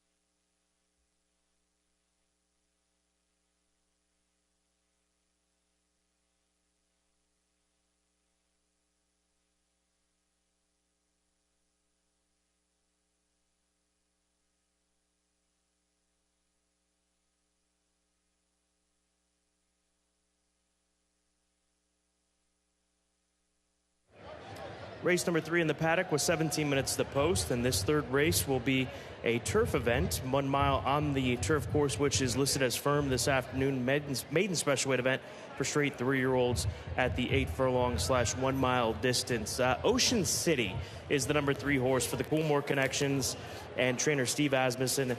Third race for this colt, third different rider. Joel Rosario gets the opportunity to ride this colt that was purchased at the Keeneland November sale as a weanling for $600,000. He's a half-brother to the champion sprinter Jackie's Warrior. He moved over to the grass last time out, but he had a terrible start. So hopefully a cleaner break here today. He's by American Pharoah, which has had plenty of success with his turf runners. And this is a horse that will be offered at the upcoming Keeneland April Horses of Racing Age sale. He's hip number 50 at that sale, which will take place 10 days from today on that Sunday, April 30th. He's hip number 50, consigned by Highgate. Let's see if he can break sharp and we actually get a true gauge of Ocean City here today in this 1 mile turf event. Yeah, you can't really hold his last race against him because of the way that he stumbled coming out of the starting gate, and the way in which he ran first time out, Scott, would suggest that this is a horse that needs to or wants to be forwardly placed. He set the pace against horses like Bishop's Bay and First Mission. That is just proving to be a very productive maiden special weight, a very important maiden special weight. So I did not use him in the top 3, but I am scared of him considering the early speed that he's likely going to show. You go to the first-time starter, highest rated. Now, Ken McPeak he's dabbled in the European scene when it comes to racing. He's even sent horses over to run it in races like the Epsom Oaks, the English Oaks. And this is a colt by Frankel, who should need no introduction, one of the greatest in the history of the sport, who has transitioned seamlessly into one of the top stallions in the game. But these connections, Fern Circle Stables and Peter Callahan, purchased this colt for over $1 million U.S. back in 2021. He makes his debut here today. It's not often that you see $1 million horses from European sales debut here in the United States. And this is an opportunity to see one, and a very well-bred one as well. Exactly, Scott. I just thought that with that storyline in the back of my head, this horse has got to be something. He has a beautiful pedigree. He must be a beautiful looking horse. We'll have the opportunity to take a closer look at him when he gets out of the stall in just a moment. But there just seems to be so many pieces to this puzzle that I'm trying to put together. It seems like this horse is going to be live. Can he win first time out? I don't know, but it does seem like at least a horse that's bred to have a lot of talent. So I took a shot here at 701. You've got the favorite also there. He is final adjustments being made and being sponged down here. That is Camillo for Augustin Stables. Mr. Strawbridge bred this son of More Than Ready, who was 5th on debut down at Gulfstream Park in a 9-furlong race. Not easy to debut at 1 1/8 miles as they asked this horse back at Gulfstream Park on the 18th of March. Yes, I just think that this horse got a lot out of that debut performance at 1 1/8 miles, and now today cuts back to the mile. He clearly has speed, and I just think he'll be a better prepared horse coming into today's race. Right off, Jerry gets Irad Ortiz Jr. To ride. Brendan Walsh and these connections. A son of Practical Joke. A couple of thirds in his last few. He's improved with distance. We'll see how he handles the turf here today. Nice looking dappled gray son of Practical Joke, that son of Into Mischief. And sometimes you see connections kind of keep their horses at turf weight, get them fit over the course of the winter months, and then point to a track like Keeneland to try to get them on the turf for the first time. He's kind of just been chugging along at 1 mile on the synthetic at Turfway, and I think, although he doesn't have an overwhelmingly positive turf pedigree, he should be able to take a step forward on the surface change. Good race coming up. Fantastic wagering event. Straight 3-year-olds, their maidens, all seeking their first victory. $100,000 purse. The turf is firm this afternoon. Double exacta trifecta, 50-cent pick 3, and the dime superfecta, all available here in the third at Keeneland.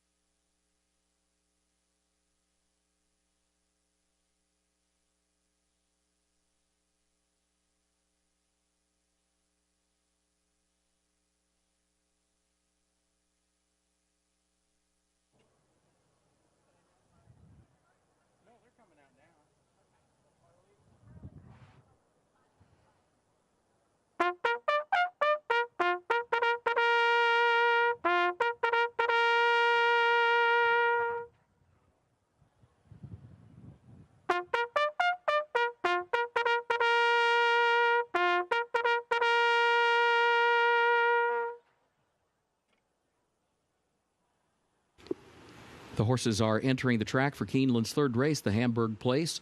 Maiden special weight for 3-year-olds at 1 mile over the firm turf rail at 10 feet today. Take out the also eligibles 13 through 16. They did not draw into the race. Double and pick 3 wagering post time is 6 minutes.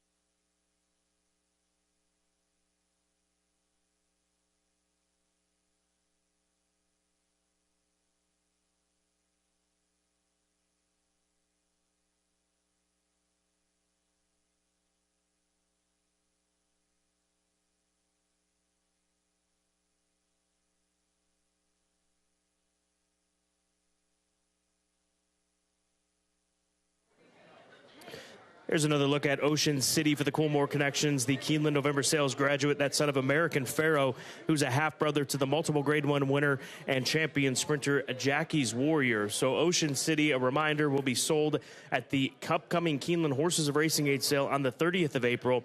He's hip number 50, consigned by Highgate Sales. Also, just announced earlier today that 18 more horses have been supplemented to that Keeneland Horses of Racing Age sale on the 30th of April. So 18 more catalog pages, which you can take a look at Keeneland.com. Let's move over to the number 8 horse. That is the favorite, Camillo, for Augustin Stable, the more than ready gelding who debuted showing a little bit of speed and went actually fairly quickly for the distance. So we'll see if the cut back to a mile can keep him around a little bit longer, and obviously having a race under his belt should be a positive in those very familiar white and green silks of Mr. Strawbridge's Augustin Stable. Johnny Velasquez gets the call here today, comes back in just about a month's time from that debut down at Gulfstream Park. And then highest rated, the $1 million yearling from overseas, purchased in 2021 by Fern Circle Stables and Peter Callahan's familiar silks that we saw carried to victory in some big races, including the Preakness Stakes by Swiss Skydiver. But there is highest rated. We'll see how he fares on debut. Kenny McPeak with first-time starters at the barn, about 8%, so might be one to gauge moving forward, but nonetheless tough to ignore a horse with this pedigree by Frankel that was $1 million yearling over in the European sales.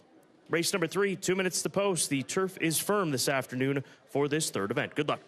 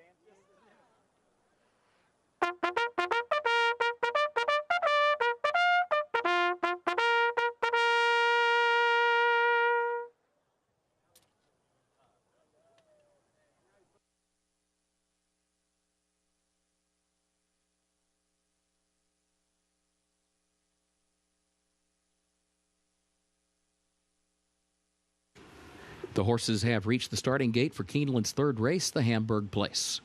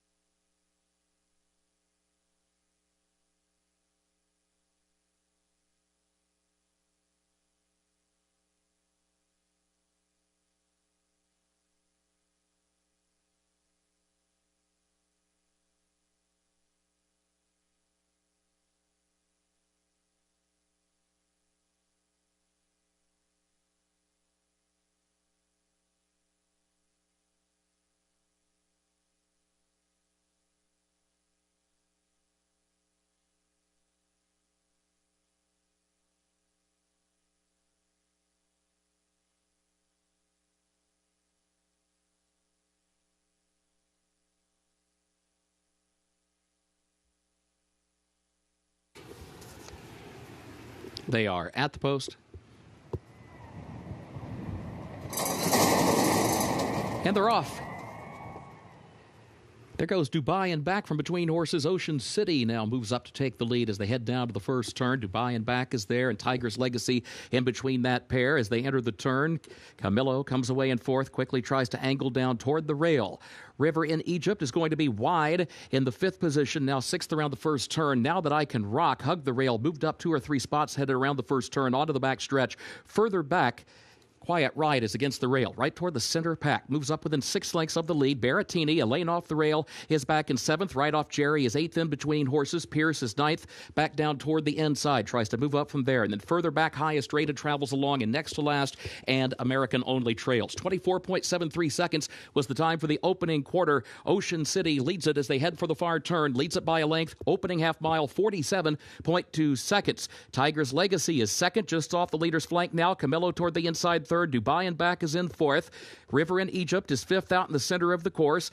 Right off Jerry is still 3 wide around the far turn, running some 8 lengths from the lead back in 7th. And Ocean City has opened up on a 3-length lead. Now Camillo is trying to move up the rail, a closer second as they turn for home. Tiger's Legacy has lost ground. River in Egypt is in third. Berrettini swings to the center of the course, a good 7 lengths from the front though. Ocean City a 2.5-length lead into the final furlong. Camillo is second by 5. Right off Jerry is third a length, and then Berrettini fourth. Ocean City in front. Ocean City by 2. Camillo is second. Ocean City, Camillo still second. Now That I Can Rock has gone to third. Ocean City wins it for Joel Rosario. Camillo second. Now That I Can Rock got up in time to grab third, and then Quiet Ride back toward the inside was fourth.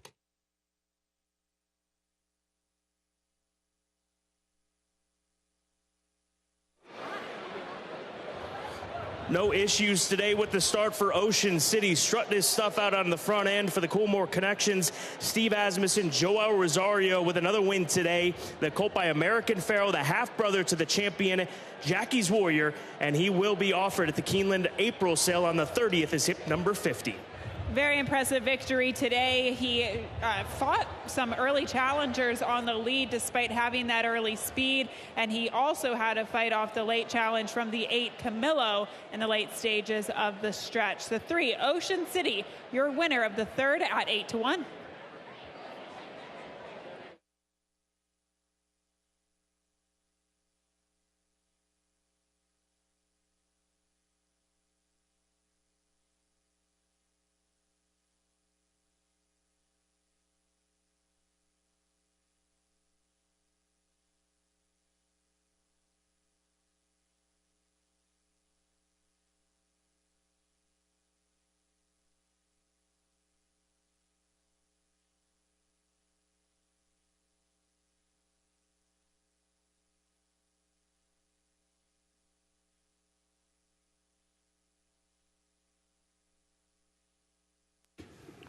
The unofficial results of Keeneland's third race.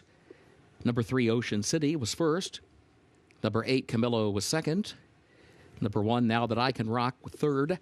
And 10, Quiet Ride, fourth. 3, 8, 1, 10, unofficial.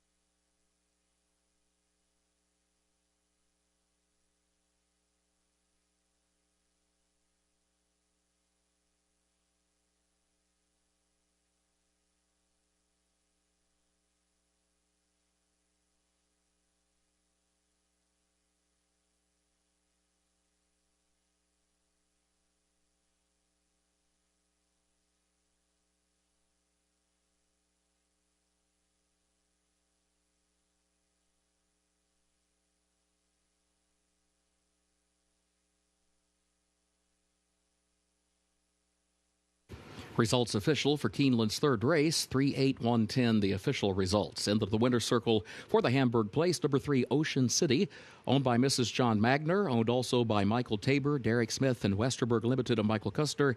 Steve Asmussen trains, and Joel Rosario rides his second straight winner on the card. Ocean City, a 3-year-old son of American Pharaoh out of Unicorn Girl by AP 500, bred in Kentucky by J&J Stables LLC and Carlo Vaccarezza. A Keeneland November Wheeling, Ocean City covers the 1 mile over the firm turf today, 1 minute 36.32 seconds.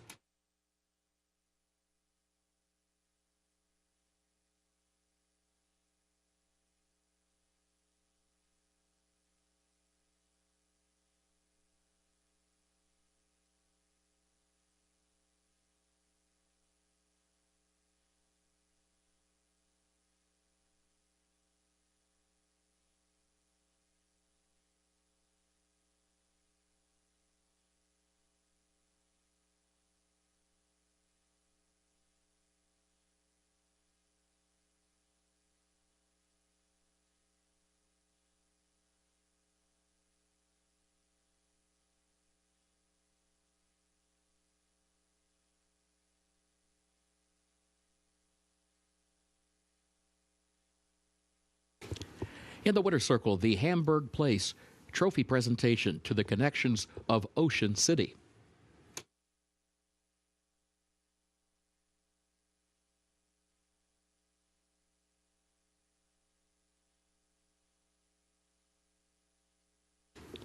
Keeneland's fourth race upcoming. This race will finish in the short stretch of the first wire. This will also begin the pick six with that carryover of $226,000. Double and pick three wagering also featured here. Track is fast, turf is firm today. In this fourth race, scratch the 6 Harold's Cloud. Scratch the 6 Harold's Cloud. The jockey for the 4 Yono is Walter Rodriguez. 4 Yono, the jockey Walter Rodriguez. Race 5, scratch the 8 Vinegar Veggies. Also scratch 13 Mattarelli, 14 Whatchamacall, and 16 Georgie Spirit. That's in race 5. Scratch 8 Vinegar Veggies. Also scratch 13 Mattarelli, 14 Whatchamacall, and 16 Georgie Spirit. A reminder, number 15 Only Kidding draws into the race. Luis Saez will ride as programmed. There is a jockey change, however, for the 5 Hideki, and that'll be Luan Machado.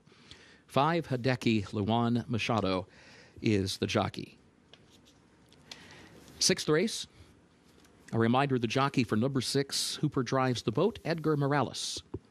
That's the sixth race, number 6, Hooper Drives the Boat, the jockey Edgar Morales. The jockey for the 8, Tilted Towers, Joe Rocco Jr. The jockey for the 8, Tilted Towers, Joe Rocco Jr. Featured 7th race, scratch number 7, Good Governance. Also scratch the 9, El Kabong. And scratch 14, Vintage Print, 15, Burning Bright, and 16, Big Blue Line. That's the featured 7th. Scratch number 7, Good Governance. Also scratch the 9, El Kabong. And scratch the 14, Vintage Print, the 15, Burning Bright, and the 16, Big Blue Line. A reminder, number 13, Jungle Warfare, draws into the race. 13, Jungle Warfare will run. Race 8, scratch 3, Coastal Defense, and scratch number 8, Curbstone. That's the 8th race. Scratch number 3, Coastal Defense, and scratch number 8, Curbstone. 9th and final race, scratch the 2, Shamanic. Scratch the 14, Ronick, the 15, Composer's Dream, and the 16, Chloe's Dream. 9th and final race, scratch the 2, Shamanic. Scratch 14, Ronick, 15, Composer's Dream, and 16, Chloe's Dream. A reminder, number 13, Quality Art will run. 13, Quality Art will run.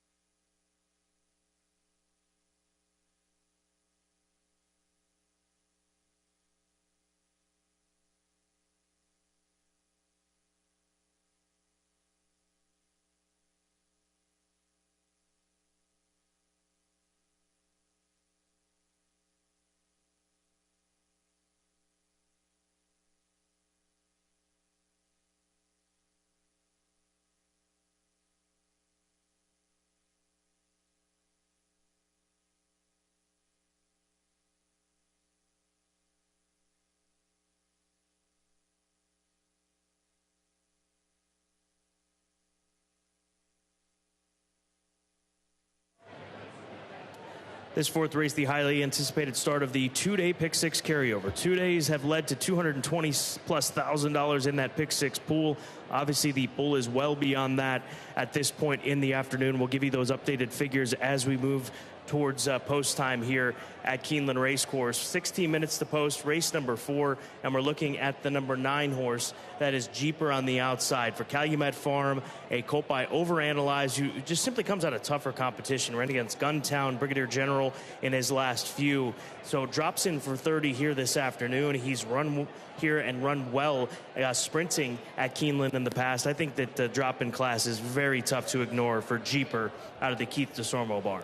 He broke his maiden. It took him a couple of starts. It took him a while to break his maiden, and then he actually produced one of his fastest races to date.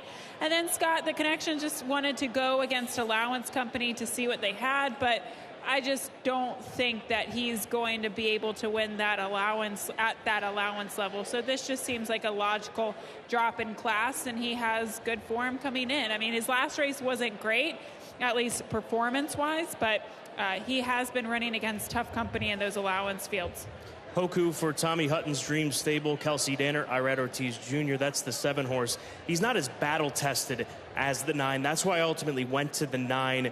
I can understand the play on the 7. I've got him as my second choice. What led you to have the 7 over the 9 in your top 3 selections? I just think his races have been fine. His first race was very impressive, winning in his debut and post 10 of 10. He had to have a wide trip that day and won in the clear. And then they tried him on the dirt last time out for the first time.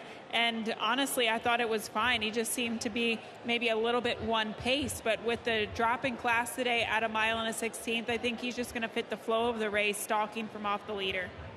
Donald Habib, he's already going to win this meet. He trains the number 8 horse Sailor's Return, a son of Declaration of War, who, when he's been in those maiden claiming races, he's run some good races. This will be his first try against winners, but you've got to respect this horse versus the other form that's in this race. He's not taking the flashy drop in class. The 2 horses that we just talked about are here this afternoon, but when he's put in the right spot, he runs his race. He's getting some action here, 7-1. And I talked to Donnie Habib last week when he ran a horse. He said he keeps a very small stable of about 3 or 4 horses. So every horse in the stable is very important. That horse wound up winning, Scott, and he's going to hope to continue the momentum with the 8 Sailor's Return. I'd say this is a prototypical light bulb angle. It took him 21 starts to break his maiden, and today he goes against winners for the first time. And then let's go to the number 5 horse, your third choice. That is Ministerial for Wesley Ward, the son of Uncle Mo. Wesley looking for his second win this afternoon. 9-2 price on this 4-year-old gelding, coming off of 2 close to double-digit length defeats at Turfway Park. So I'm just looking at his 2 dirt races in isolation, one of which he won a maiden claiming race at Saratoga, and the other race he didn't break well, rushed up, showed speed, and then stopped in that race against Nepotism.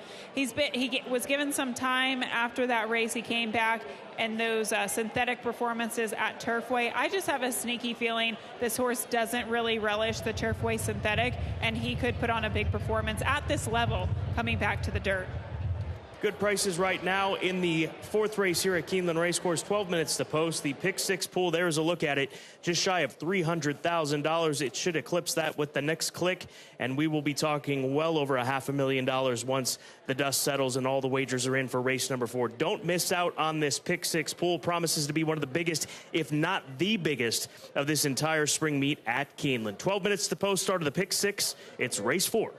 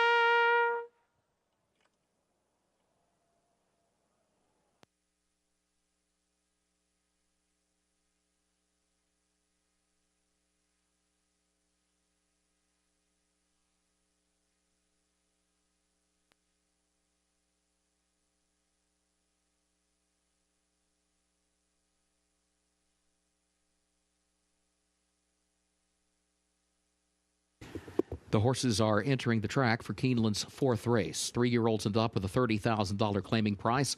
A mile and a 16th over the fast main track. Race will finish in the short stretch of the first wire. Scratch the 6, Harold's Cloud. Scratch the 6, Harold's Cloud. A reminder, the jockey for the 4, Yono, Walter Rodriguez. 4, Yono, the jockey, Walter Rodriguez. Double pick 3 and also started the pick 6 with that $226,000 carryover. Main track is fast. Turf is firm. The rail at 10 feet on the turf course today. Post time is 6 minutes.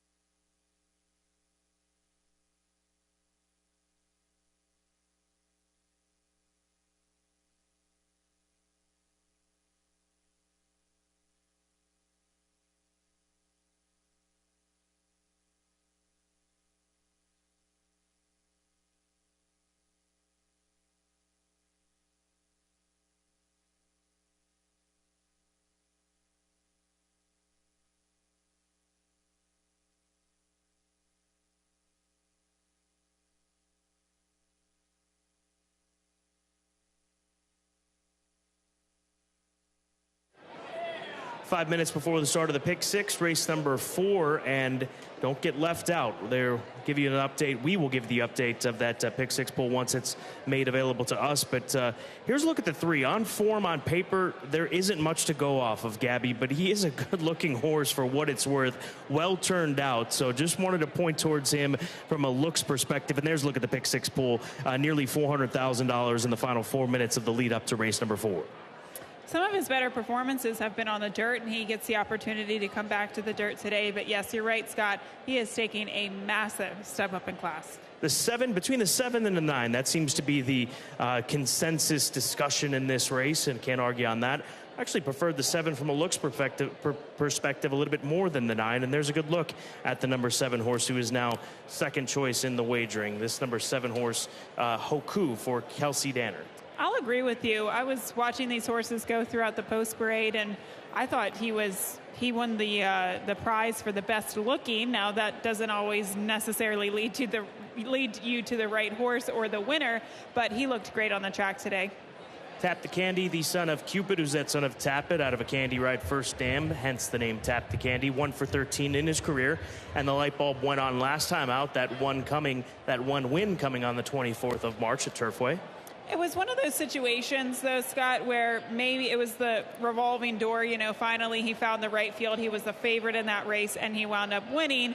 Things get tougher against this level of competition, but I thought he looked great on the track. He had a very nice presence about him in terms of his size. He's very big compared to some of the other horses in this field, seems to hold really good condition. So from a physical perspective, I thought he was worth looking at closer at 7-1. Nearly $400,000 in the pick 6 pool. Take a swing. Less than 3 minutes to get those plays in. Race 4 here at Keeneland.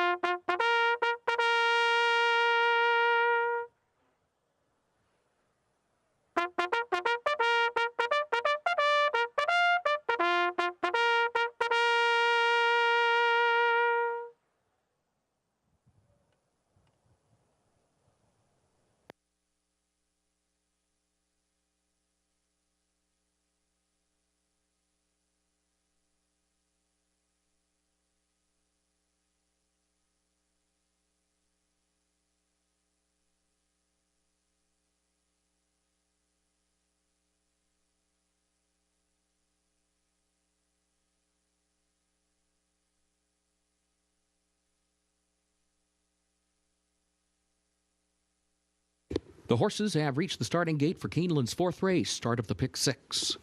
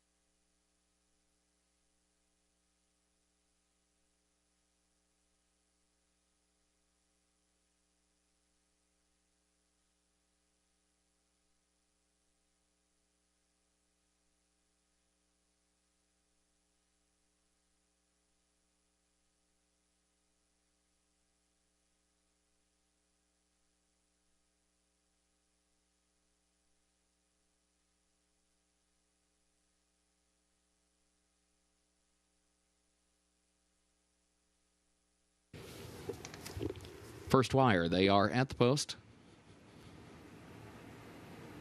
And they're off. Coal Miner's Kitten from the inside, and Hoku has some speed outside, and Ministerial up close in between those two, then Tap the Candy back toward the rail in fourth position heading into the first turn. Coal Miner's Kitten has the lead, though. Coal Miner's Kitten gets over to the rail, leads it by a length. Ministerial goes second up on the outside, and then Tap the Candy. Now, Tap the Candy's pretty determined to go on, so swings off the rail, finds running room between horses, and is up to challenge for the lead. Tap the Candy just outside of Coal Miner's Kitten. Ministerial 3 wide onto the backstretch, joins them a close third. Jeeper is fourth down toward the inside. Hoku fifth alongside of that one. A break of 5 more lengths to Monkey Zone in the sixth position. Yono is seventh, and Sailor's Return eighth for the move up the backstretch. 24.54 seconds the time for the opening quarter. Top 3 in a line across the track. It is Coal Miner's Kitten to the inside, Ministerial far outside, and Tap the Candy in between that pair. That's the lead battle, gap of 2. Hoku fourth by a neck just outside of Jeeper. Then Sailor's Return, Yono, and now Monkey Zone drops out to last. 48.85 seconds the time for the first half mile. Onto the far turn, Hoku is swinging out to the center of the track to make it a 4-way shuffle for the lead. Now, Ministerial has the lead by just a neck. Hoku moves on the outside of that one. Coal Miner's Kitten still there, but third toward the inside. Jeeper comes off the rail, fourth to third past the quarter pole. 5 lengths from the lead, though. Top of the short stretch, Ministerial is the leader, and Ministerial leads it by a length. Hoku is in the second position off the turn, and Jeeper has running room, but still third to the inside. Now second, now up to test for the lead. Here comes Jeeper, right to the inside of Ministerial. Jeeper against the rail. Ministerial right alongside. Jeeper pokes ahead in front. Now Ministerial fights right back and regains a short lead. Ministerial wins it on the line on the head bob in 1 minute 45.94 seconds.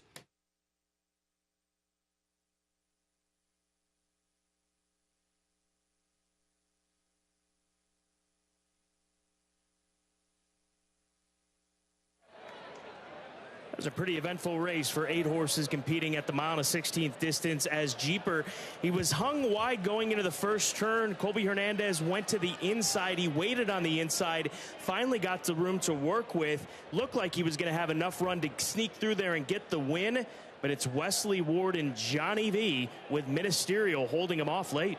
Yeah, this was a great ride by Hall of Famer Johnny Velasquez, just making the 9-horse on the inside a little bit intimidated coming down the stretch, and that really did the trick to get this horse up in the nick of time. Wesley Ward with 2 on the day.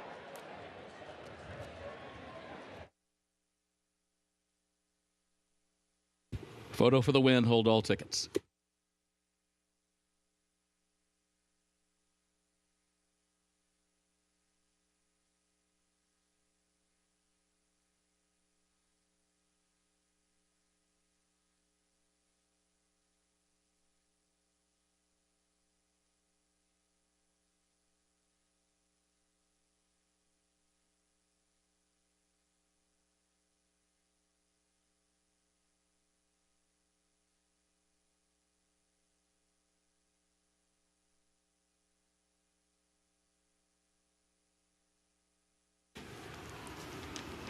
Unofficial results of Keeneland's fourth race. 5 Ministerial first, 9 Jeeper was second, 7 Hoku third, and 2 Coal Miner's Kitten fourth. 5-9-7-2 unofficial.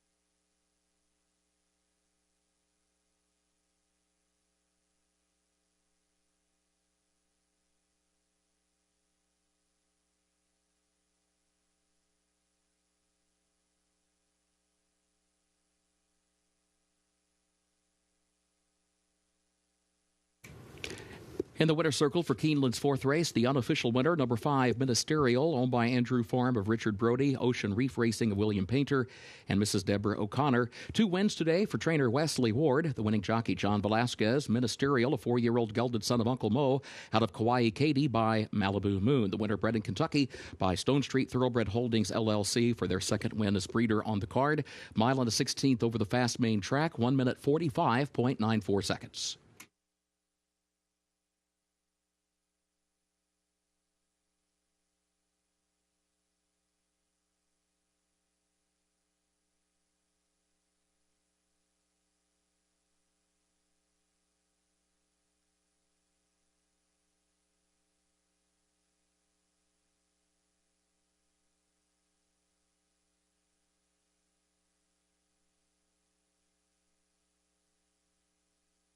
Results of the fourth race, official, 5-9-7-2, the official results.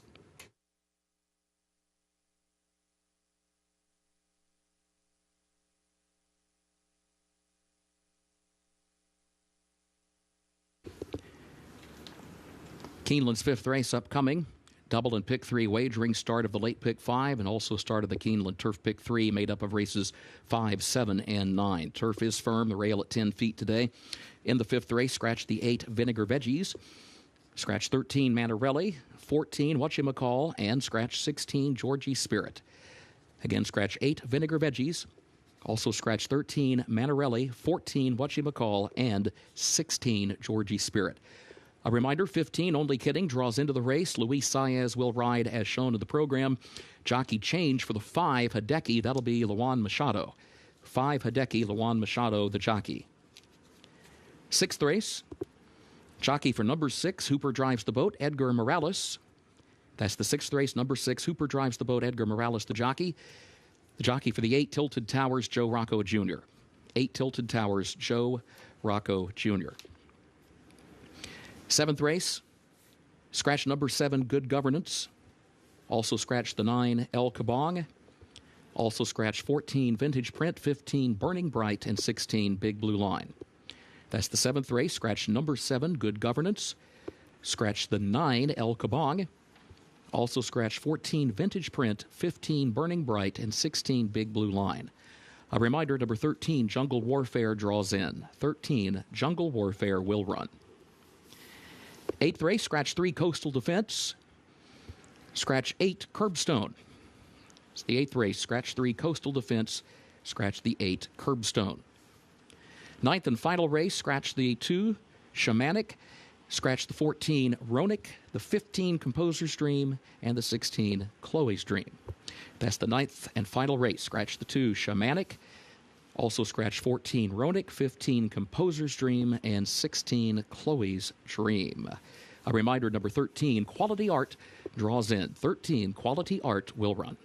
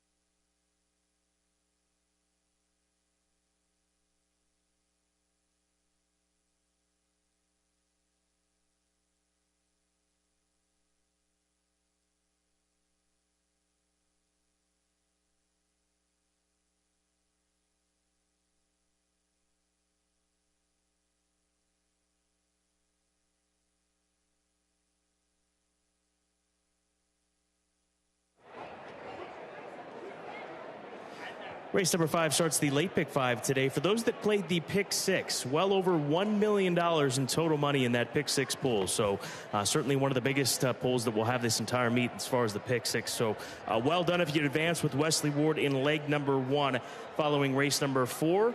But we've got 5 races left. Like I said, start of the late pick 5 here. This is a first level allowance condition, and they'll be sprinting 5.5 furlongs on the firm listed turf course and a big field with a couple of horses sitting at 7-2 as the favorites. I go to the 11 horse Daring Do for Wesley Ward. He's looking for his 3rd win today. He's got even other opportunities moving forward. Could be a pivotal day in the trainers race for trainer title here in 2023 during the spring meet. But Gabby, this is an Into Mischief filly who's run 2 very good races over the course of her career on the synthetic at Turfway, and we've seen a lot of the Wesley Ward horses come off of lengthy layoffs, 5-6 months. That's not the case with Daring Do for Roy and Gretchen Jackson and their Lale stables. 7-2 on the board right now with the bug rider, the apprentice Walter Rodriguez, giving this filly a 5-pound weight break as well. First and foremost, I just think it's really cool how Wesley Ward just kind of spreads the wealth with different riders in this colony. Johnny Velasquez won on his horse in the last race. Joel Rosario won with the impressive 2-year-old winner earlier today. And then Walter Rodriguez, a 5-pound apprentice, gets the opportunity today. I just think that's really cool to see that, especially with a top barn here at Keeneland. But regardless, this horse is going to be very tough. She's bred top and bottom to handle this surface. She went too long in her debut, but it did wonders for her in terms of her fitness. Better prepared her for the second go around, shortening up to 6 furlongs and now shortening up to 5.5 furlongs. She has the speed. She kind of doesn't always have that stamina, but this just seems like a perfect spot for her. The number 1 horse, Lost My Sock, for Bonnie Rye stable trainer Derek Ryan. This one training down at Tampa Bay Downs, ships up here to Lexington to Keeneland, and she takes a move out of stakes company into first level allowance types for the first time since a race at Tampa in February of 2022, and she's run against some good ones, including Rithen in the Limestone back in the spring of last year. So you got to respect this filly. Johnny Velasquez looking for back-to-back on the card, the rider.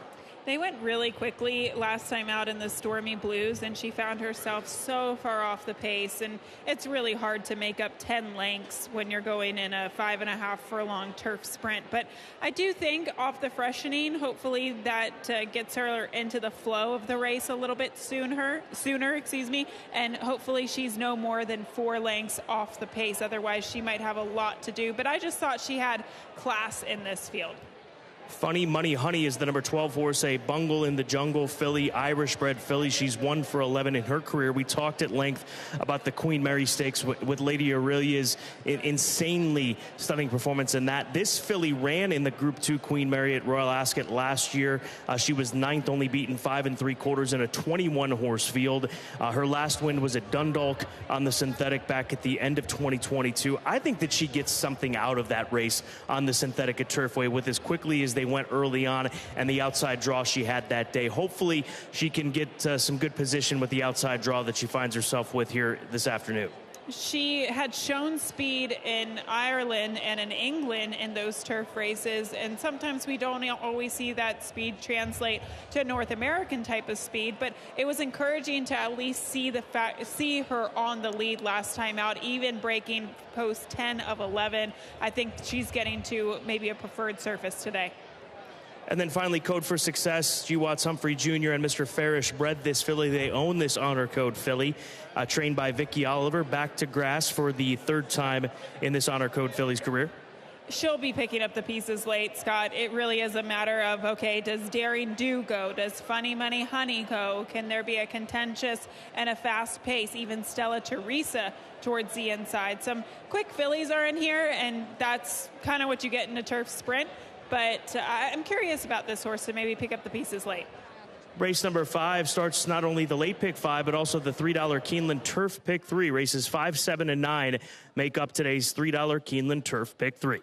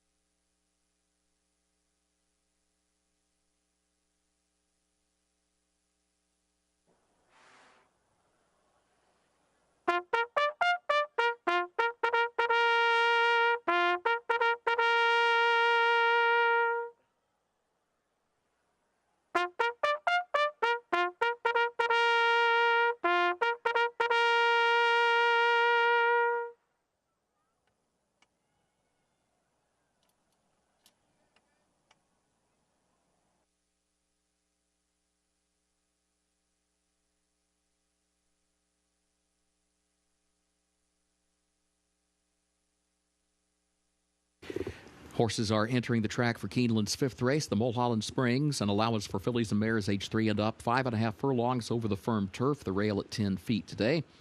Scratch the 8 Vinegar Veggies, also scratch 13 Manarelli, 14 Whatchamacall, and the 16 Georgie's Spirit.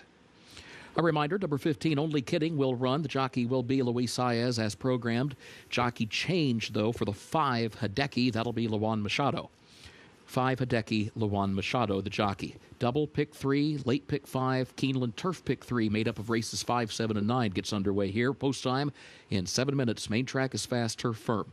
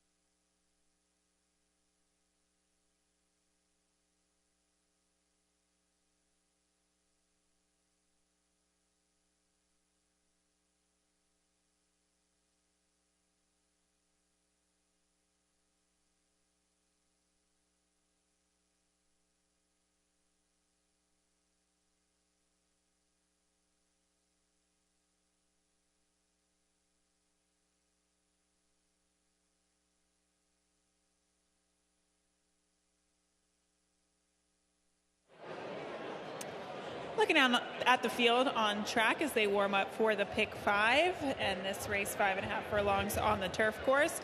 First level allowance race. Here's the one, Lost My Sock. She comes in off a layoff since June of last year, but you can see from her frame, it just doesn't look like it takes a lot to get her fit. I thought she looked fit, ready to go. She does look like that typical sprinter build. She's rounded out in her hindquarters, but I also like how she's acting this afternoon. She just seemed like a really cool customer. Right now, she kind of has her head high in the air. Johnny Velasquez has a short hold of the reins, but in the post parade, she seemed calm, and now it seems like that light bulb's turned on. She knows what she's here to do. The number 9 horse towards the outside, Peach Cobbler, was another horse that caught my eye on the track. Now, it took her a long time to get going. She kind of started off, or at least the mid part of her career was pretty modest. She broke her maiden for $20,000. She came back to win against $25,000 claimers as well. She really stepped up last time in that allowance race, and I just think this is an improving looking filly. To me, she looks like a turf sprinter, so I'm happy to see her in the spot like this. She's 9-1 right now. And then finally the 11, Daring Do. She looks great.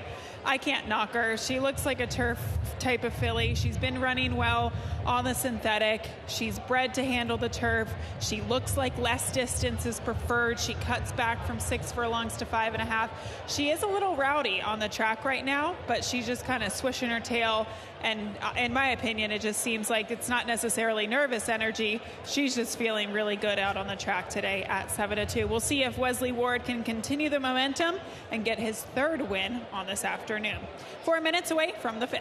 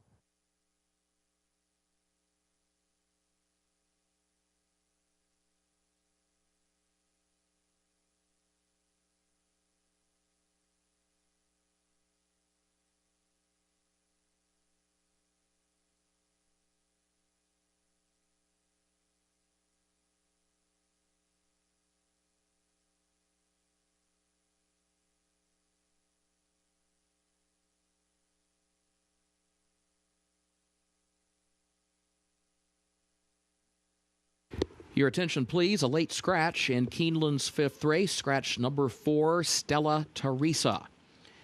Late scratch in Keeneland's fifth race. Scratch number 4, Stella Teresa. Scratched by the stewards on the advice of the veterinarian.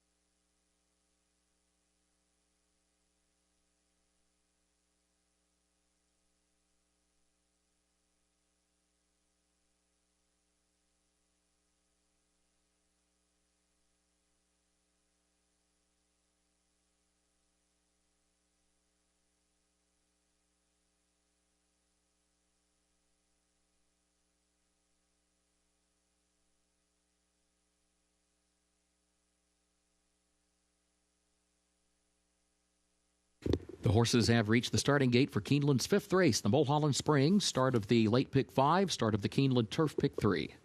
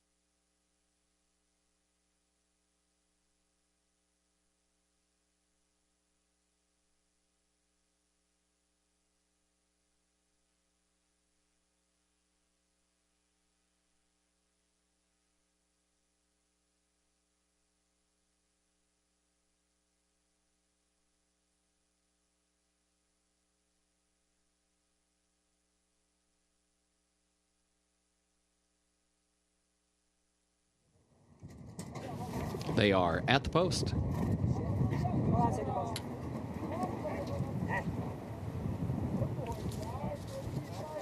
Funny Money Honey, fractious in the gate.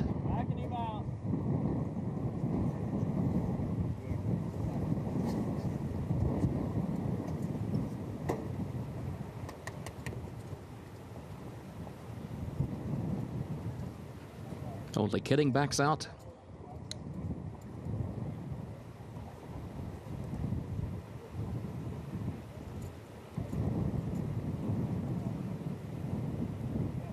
Funny Money Honey backs out for examination.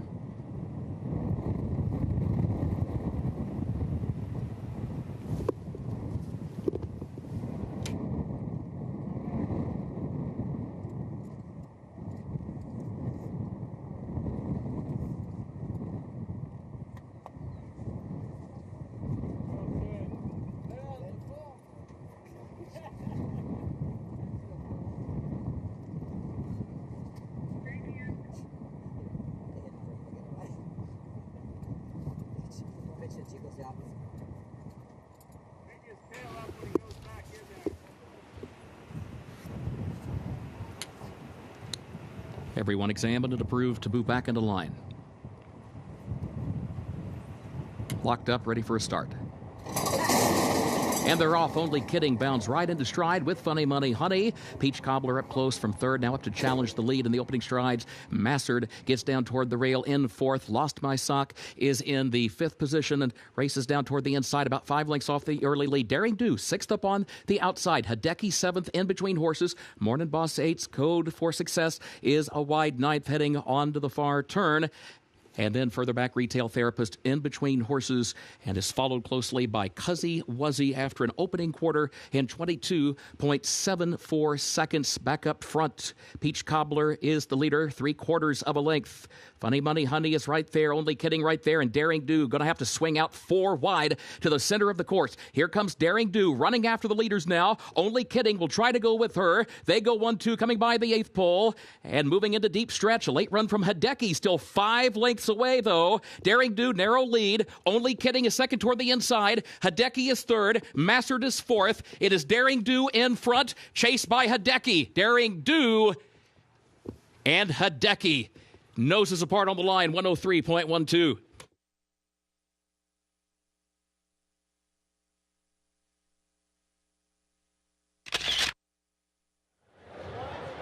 Photo on the wire between the 11 and the 5 as it's Daring Do and Walter Rodriguez. He's riding with a lot of confidence, and then sneaking up from behind is the number 5 horse in here who makes it very close, Hideki with Luan Machado.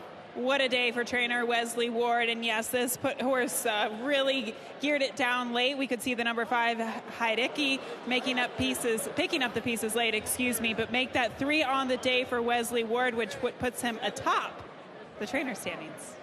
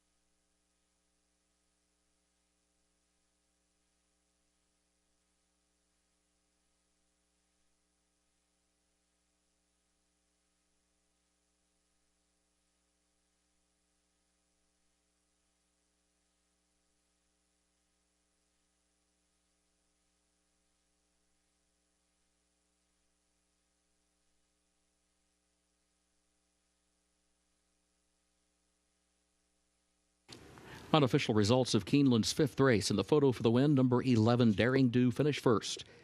Number 5, Hideki, was second. The 15, Only Kidding, was third. Number 1, Lost My Sock, was fourth. 11-5, 15-1, unofficial.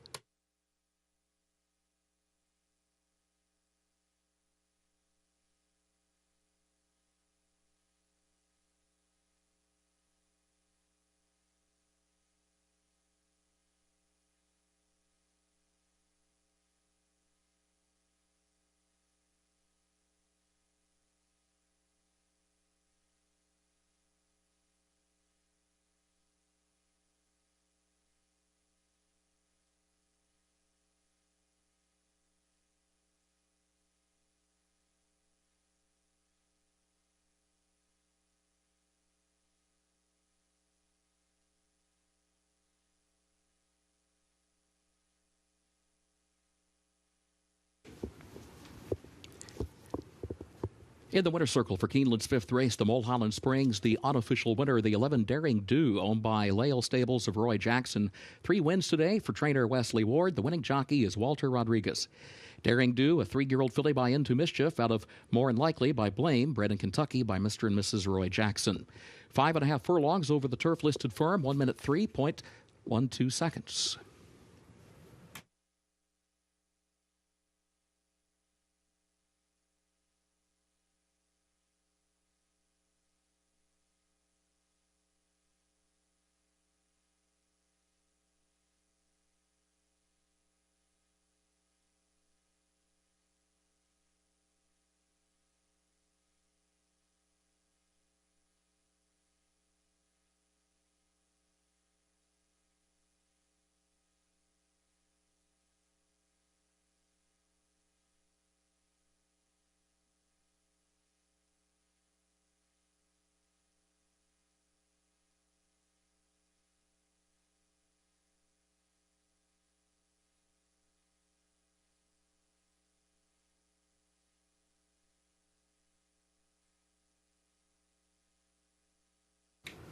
In the winner's circle, the Mulholland Springs Trophy presentation to the connections of Daring Do.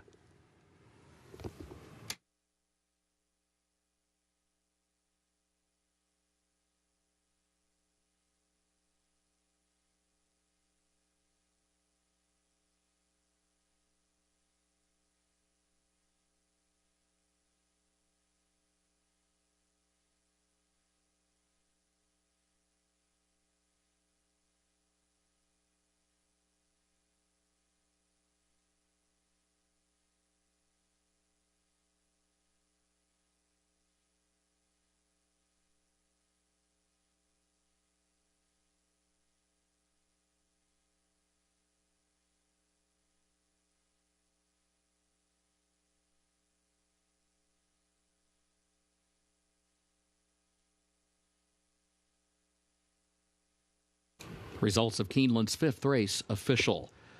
11-5, 15-1. The official results.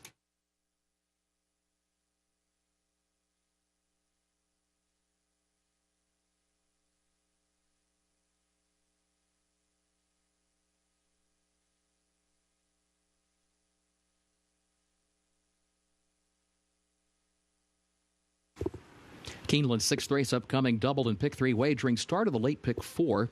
Main track is fast, the turf firm today. A reminder in this sixth race, the jockey for the 6, Hooper Drives the Boat, Edgar Morales. Number 6, Hooper Drives the Boat, Edgar Morales, the jockey. Jockey for the 8, Tilted Towers, Joe Rocco Jr. 8, Tilted Towers, Joe Rocco Jr. Looking ahead to the 7th race, the feature, scratch number 7, Good Governance. Also scratch the 9, El Kabong. Scratch the 14, Vintage Print, the 15, Burning Bright, and the 16, Big Blue Line. That's in the featured 7th race. Scratch number 7, Good Governance. Also scratch the 9, El Kabong. Scratch the 14, Vintage Print, the 15, Burning Bright, and the 16, Big Blue Line. A reminder, number 13, Jungle Warfare will run.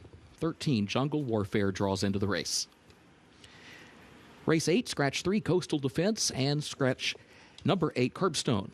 That's race 8, scratch 3, Coastal Defense, and scratch number 8, Curbstone. 9th and final race.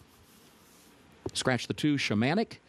Scratch the 14, Ronick, the 15, Composer's Dream, and the 16, Chloe's Dream. That's the 9th and final race. Scratch the 2, Shamanic.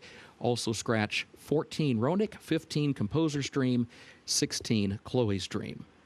A reminder, 13 will run. Quality Art, number 13, will run.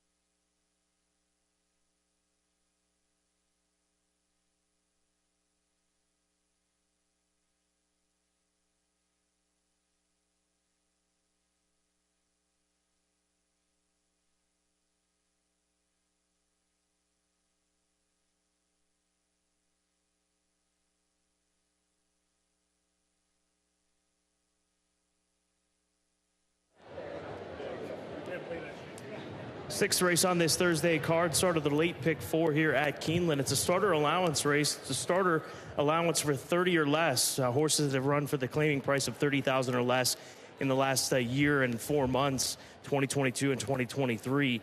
And oftentimes you'll find horses that are able to just maintain brilliant form in and amongst these ranks. And that's the case here with Devil's Tower for Chris Hartman. He has been on a roll down at Oaklawn Park. He ran for $35,000 just 3 starts back, and then he was protected in his next 2, and he did not disappoint. He beat some good horses in the process. He put together some quick times. Francisco Arrieta rode him down in Hot Springs, Arkansas, and now Irad Ortiz Jr. is going to get the opportunity here today. Part of the insanely productive meet that Chris Hartman has had down at Oaklawn Park is Devil's Tower, but encouraging to see that he heads up here to Keeneland Racecourse and sits at even money, and rightfully so, in and amongst this group. Yes, and I go in that direction as well. You and I agree on this horse just because of the tear he's been on as of late with those 3 consecutive victories. But, Scott, to play devil's advocate, just because he is even money and we should open our minds to other options in this race, he loves a wet track. And he has been on a wet track in his last 4 starts. A good sealed track, open good track, and then a sloppy sealed track. He's 5 for 6 on a wet track, and he certainly does not get those conditions today. So that's just one thing I wanted to pick up. But even what convinced me on him is even his back form on a fast track. Some of the performances that he was putting on. And personally, I just think he's a horse that's doing really well right now. Joe Rocco Jr. picks up the mount on Tilted Towers, the number 8 horse for Brittany Vandenberg, And here's another one that Brittany brings down from Hawthorne Racecourse in the Chicagoland area. Good form, and I am drawn to these horses that always come from Ohio and Illinois down here to Keeneland, knowing it's going to be tougher, and you've got to have a good horse to show up and compete in types of races like this. And Brittany Vandenberg has proven that she's a very good trainer. She's 23% as far as the win percentage over the last couple of seasons. And what she's brought here have run really well, even some long shots. This horse, I don't think, should be that big of a long shot, just judging by the performance that he had last time out and ultimately the Beyer speed figure that was produced in that race. It had been a long time since this horse was on the dirt, but I think that just showcases his versatility and his ability to run on any surface. The number 2 horse, Summer Splash, for Andrew McKeever. First off the claim for this barn. McKeever doesn't claim a lot of horses, but he's got a win from his last 3. And here's a gelding that's in very good form, being protected here today. He's won his last 2 going around of ground, but cuts back to the 6.5 furlong distance here this afternoon. He's been good going long. I think 3/4 is probably on the shorter side for him. 6.5, 7 furlongs is doable, and actually that might be his best distance. So that's why I went in this direction, just to use him in the exacta. But I do like the fact that they dove in, claimed him for $30,000, protect him off the claim, and find this spot for him. Nifty in good form. That's the 3 horse for Brett Calhoun. Ray Gutierrez will ride this 7-year-old son of Ghost Sapper. He's won his last 2 down in Texas at Sam Houston. So much like coming down from Chicago for the outside horse, coming up from Texas, Brett Calhoun, he's done it for a while. He's had a lot of runners win big races here at Keeneland, so he knows what it takes. So another confident to sign from a very good operation, good barn with Nifty the 3. I think he might be the speed of the speed. Now, he's had the advantage of being posted towards the inside, especially in his last race, and his last 2 races, I should say. But his speed is his best weapon, and I really think that's what turned him around in his last 2 starts. The only other horse in here, Scott, that I could foresee maybe pressing him early is the 8, Tilted Towers, who went very fast last time out if you look at those fractions. 12 minutes to post, race 6. The start of the late pick 4 begins in the upcoming 6th here at Keeneland.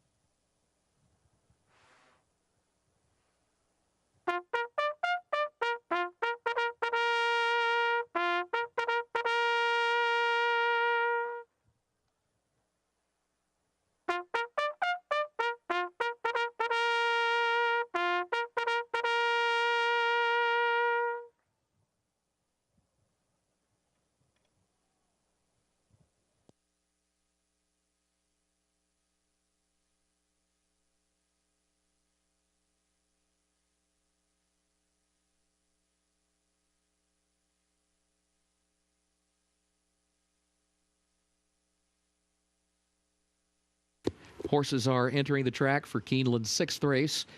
Double and pick 3, late pick 4 wagering here. Main track is fast. Turf is firm today. Starter allowance 4-year-olds and up 6.5 furlongs over the fast main track. Jockey for the 6, Hooper drives the boat, Edgar Morales. Edgar Morales, the jockey for the 6. Jockey for the 8, Tilted Towers, Joe Rocco Jr. Joe Rocco Jr. rides the 8, Tilted Towers. Post time in 7 minutes.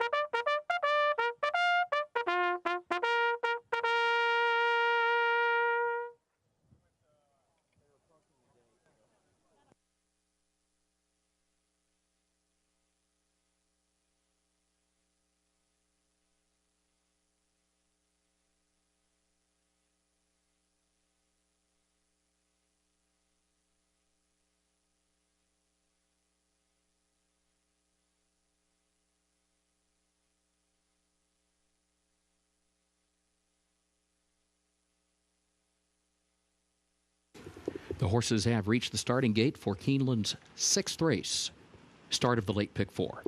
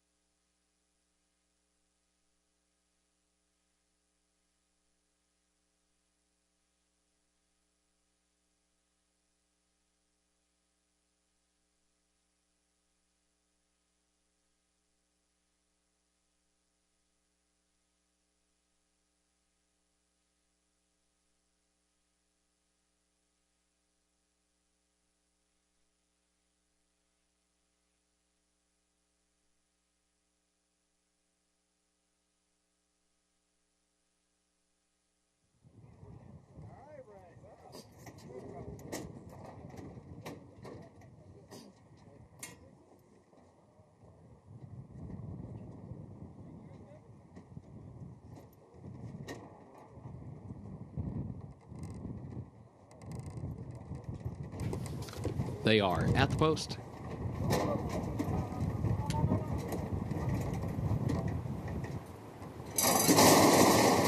And they're off. My man Flintstone comes right out running for the early lead. Nifty is there to the inside. One last hand moves up along with Tilted Towers, and Hooper drives the boat up close as well. Hooper drives the boat, moves through, and gets the lead by just ahead. My man Flintstone to the inside. One last hand third. Up toward the outside. Tilted Towers, center of the track, is fourth. Break of 3 lengths then. Back to Nifty. Fifth down toward the inside. Joined by Devil's Tower alongside of that one. Summer Splash tries to move up between that pair within 4 lengths of the lead as they head for the far turn. Break of 4 more back to Blue Kentucky, whose last opening quarter, 22.48 seconds. My man Flintstone is the leader. Tilted Towers wide, a length off the lead, and second around the far turn. Hooper drives the boat, has lost some ground. Nifty moves up the inside third, 2 lengths off the lead. Devil's Tower has to angle to the center of the track, fourth, and still 6 from the front. Quarter mile to go. My man Flintstone to catch, leading Tilted Towers by a length and a half off the far turn. Gap of 3. Nifty in third. Devil's Tower is in fourth. Summer Splash fifth toward the rail. My man Flintstone the leader. Final furlong.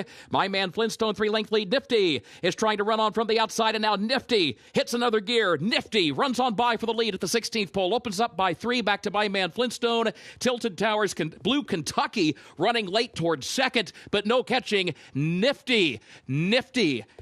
And Ray Gutierrez to win it.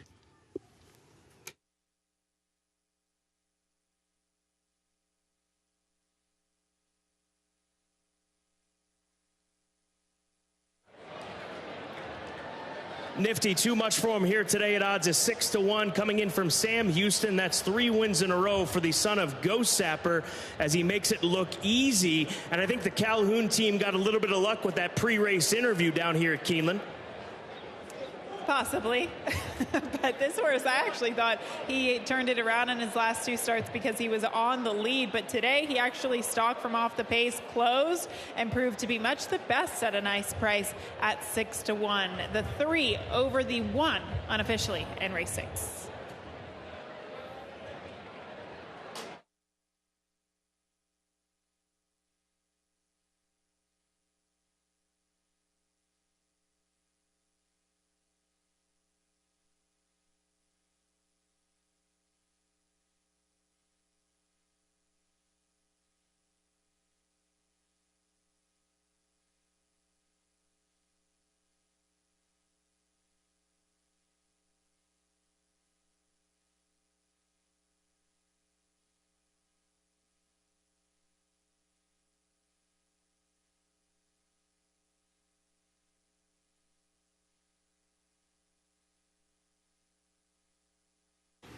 The unofficial results of Keeneland's 6th race. Number 3, Nifty, was first. Number 1, Blue Kentucky, second. Number 5, My Man Flintstone, third. The 8, Tilted Towers, fourth. 3158 unofficial.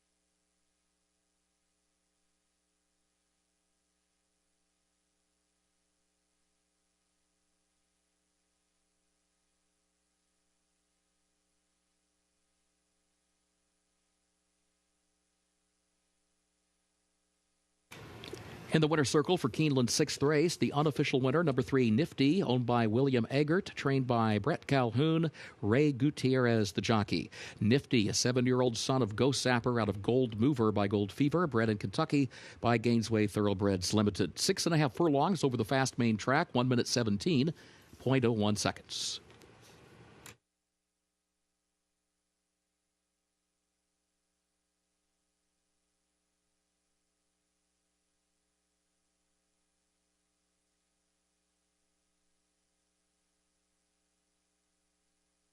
Results of race 6 official.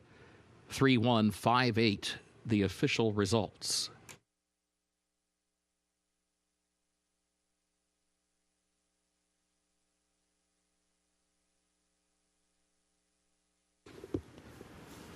Keeneland's 7th and featured race upcoming. The turf is firm, the rail at 10 feet today. Double and pick 3 wagering offered here. Starts the last of the day's rolling pick 3s. A reminder, scratch the 7, Good Governance. Scratch the 9, El Kabong. Scratch 14, Vintage Print. 15, Burning Bright. And 16, Big Blue Line. Again, in this featured 7th race, scratch the 7, Good Governance. Scratch the 9, El Kabong. Also scratch the 14, Vintage Print. The 15, Burning Bright. The 16, Big Blue Line. A reminder, number 13, Jungle Warfare will run. 13, Jungle Warfare will run. 8th race, scratch number 3, Coastal Defense, and scratch number 8, Curbstone. That's the 8th race. Scratch number 3, Coastal Defense, and scratch number 8, Curbstone. 9th and final race, scratch the 2, Shamanic. Scratch the 14, Ronick, the 15, Composer's Dream, and the 16, Chloe's Dream. That's the 9th and final race. Scratch the 2, Shamanic, and scratch the 14, Ronick, the 15, Composer's Dream, and the 16, Chloe's Dream. A reminder, number 13, Quality Art will run. 13, Quality Art will run.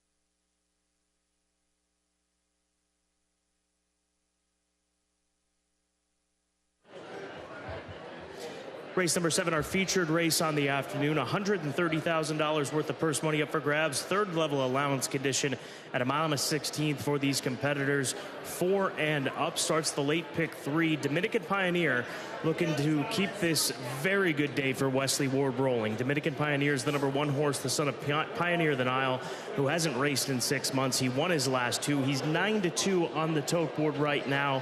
Johnny Velasquez looking for his second win with Wesley Ward today. And as we have talked about, these horses for Wesley coming off the layoffs to Keeneland, there is no cause for concern whatsoever. They're ready to roll. We've seen it time and time again, and we'll see it time and time again moving forward this meet and for meets to come here at Keeneland Racecourse.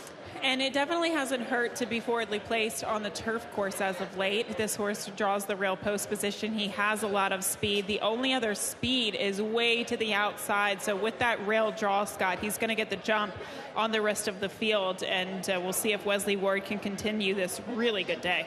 Tiberius Mercurius for Three Diamonds Farm. Mike Maker, 7-year-old son of the Factor, who's a 5-time winner. He's got speed. He showed it last time out, going a mile and a quarter to success that afternoon at Turfway Park on the synthetic track. And that was going a mile and a quarter prior to that as well. And I think that contributed to his early speed. Now today he has to cut back to the mile and a 16th. So I don't think he'll be on the lead, but he won't be far off of it. I think it's interesting that Mike Maker and Three Diamonds Farm claimed this horse back. They lost him for $40,000. They claimed him back for $25,000, and they tried to keep him at that allowance condition. And I think he just turned out to be, running some races in the best of his form. He's in the best form of his life right now. So why not try to tackle tough company and come back to the turf today? Caputa is the 2. He'll try the turf for the first time in this third level allowance condition. Comes up from Oaklawn Park off of a couple of races this meeting, or this current meeting at Oaklawn Park. This will be the Keeneland debut. A lot of firsts here, a horse that has some speed as far as first time on the turf, first time up here at Keeneland, but Brett Calhoun looking for back-to-back on the card after springing the mild upset in race number 6. Yeah, I think this is an interesting move. Clearly this horse has liked the wet track, being a son of hard spun, and sometimes we see that it be a little bit of an indicator that they will like the turf course. But he's been in such good form on the dirt. It is interesting that this time of year they try him on the turf, I guess just to see what options they have moving forward. He's a horse that has had speed on the dirt. I don't know that it'll transition to the turf today. We shall see. Royal Patronage is the favorite. Joel Rosario rides for Highclere Thoroughbred Racing. Grand Motion, colt by Wooten Bassett, top European stallion, hasn't raced in 7 months, and since arriving from England, he's done nothing but run against graded stakes company, including 2 grade 1s. And in fact, the last time that he raced in England was in the premier 3-year-old race in England, in the world, the English Derby at Epsom. He went against Group 1 company 3 times overseas, and then he came here to the States to run 5th in the Grade 1 Belmont Derby.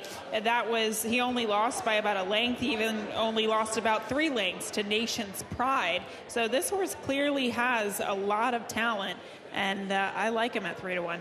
And Fenwick Station's another one who has some talent. There's no doubt. He's run 13 times, 3 wins, made nearly $270,000. All of his successes have come on the turf course. They've only taken him off the turf 1 time, and that was most recently at Fairgrounds. So there, as we know, as you well know, spending the time that you did at Fairgrounds this past meet, there just weren't a lot of options on the turf course down in New Orleans. So they gave him that race. Looked like a race with purpose to get ready for a race here at Keeneland Racecourse. Here he is back with Luis Saez. Clearly this horse is more accomplished on the turf, so I agree with you, Scott. There are a lot of connections down there at the Fairgrounds that had wanted to run on the turf, but fact of the matter is most days they only carded 1 turf race a day, so it was just really hard to get your turf horses going. I think they gave him this race, coming back to a preferred surface today at 11:01. Feature race coming up, 13 minutes to post, race 7 here at Keeneland.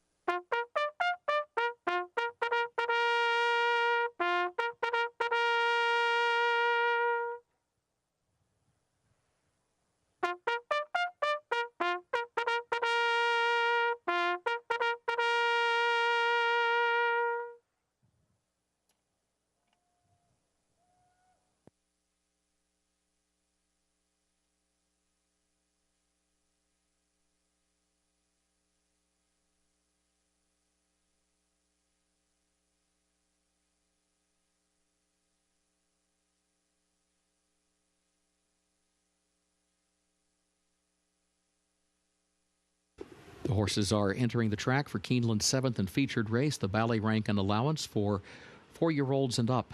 Mile and a 16th over the firm turf, rail at 10 feet today. Double and pick 3 wagering starts the last of the day's rolling pick 3s. Scratch the 7, Good Governance. Scratch the 9, El Kabong. Also scratch 14, Vintage Print, 15, Burning Bright, and 16, Big Blue Line. A reminder, number 13, Jungle Warfare, will run. Post time is 7 minutes.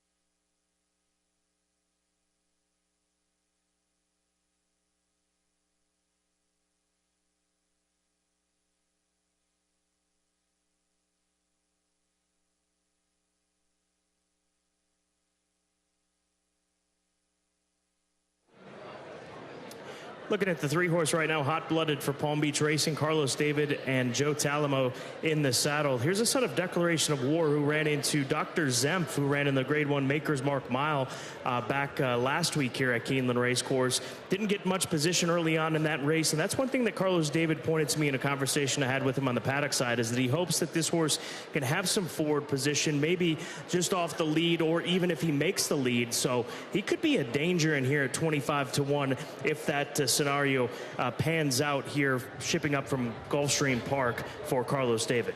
It is one of those races, Scott. It's a mixed bag of horses. There's no Dr. Zempf in here, who was very live in the Maker's Mark Mile. He didn't necessarily run to those odds, but I know a lot of people liked him. And we're talking about Grade 1 caliber horses. I don't think there's that in this race. So this horse, by that virtue, is getting a big class relief today. Let's go to the 10-horse. Still a big price. Good prices all about this group. 12-1 on Fenwick Station, Saez, Summer Place Farm, Eddie Keneally, winner 2 back here at Keeneland. That was almost a year ago to the date. April 22nd of 2022 was his race 2 starts back here at Keeneland when he went wire to wire. He looked really good on the track today, and you can just see by how he gallops along. He does not look like a dirt horse, Scott. He just kind of has that slow, loping stride, and that usually tells you that this is a turf horse. So I just think you have to draw a line through his last race, coming back to a preferred surface. He's a great price at double-digit odds at 11-1. 3 minutes to post. It's the featured Seventh race here at Keeneland. Third level allowance conditions. Stakes quality runners getting set to move over to the turf course for the 7th and featured event.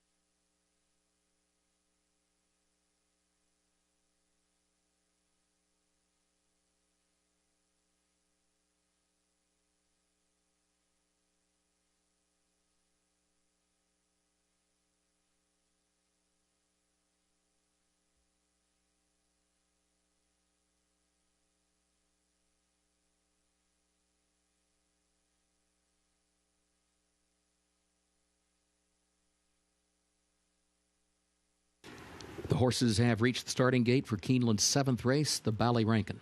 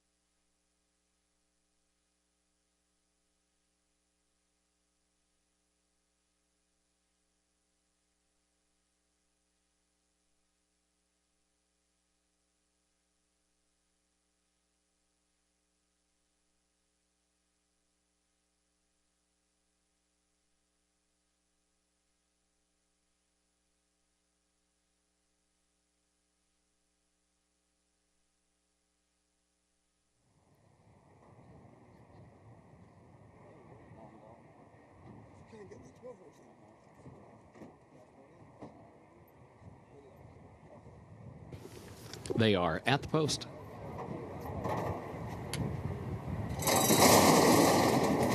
And they're off. Very awkward beginning there for Catanzit coming out of the gate.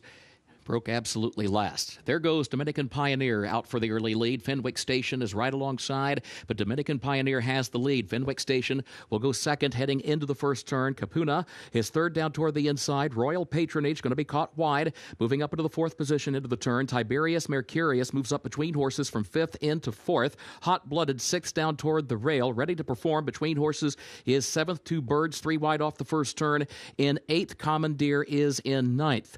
And then Jungle Warfare Airfare 10th, and Catanzet, after that awkward beginning, trails up the backstretch 23.21 seconds the time for the opening quarter. Dominican Pioneer leading Capuna, and Fenwick Station third up on the far outside. Length and a half separates the top three. Tiberius Mercurius fourth down toward the inside by a length. Royal Patronage goes fifth right behind that one, then Hot Blooded back toward the rail. Two Birds ready to perform. Commandeer, Jungle Warfare, and Catanzet is last. 47.06 seconds for the first half mile. Dominican Pioneer leading Capuna, Fenwick Station far outside, and then Tiberius Mercurius fourth down toward the inside. 2 lengths from the lead. Royal Patronage, lane off the rail in fifth, is 5 from the front. Hot Blooded is sixth down to the inside of that one. Quarter mile to go. Capuna comes after Dominican Pioneer. Tiberius Mercurius swings to the far outside third, still 3 from the front. Capuna has struck the lead. Tiberius Mercurius, Royal Patronage. Royal Patronage is running late along with Commandeer. Royal Patronage, Commandeer on the outside of that one. Capuna, Tiberius Mercurius, Royal Patronage to the lead. Commandeer still running on. Royal Patronage, Commandeer, Royal Patronage gets it by a neck on the line for Joel Rosario's third win on the card.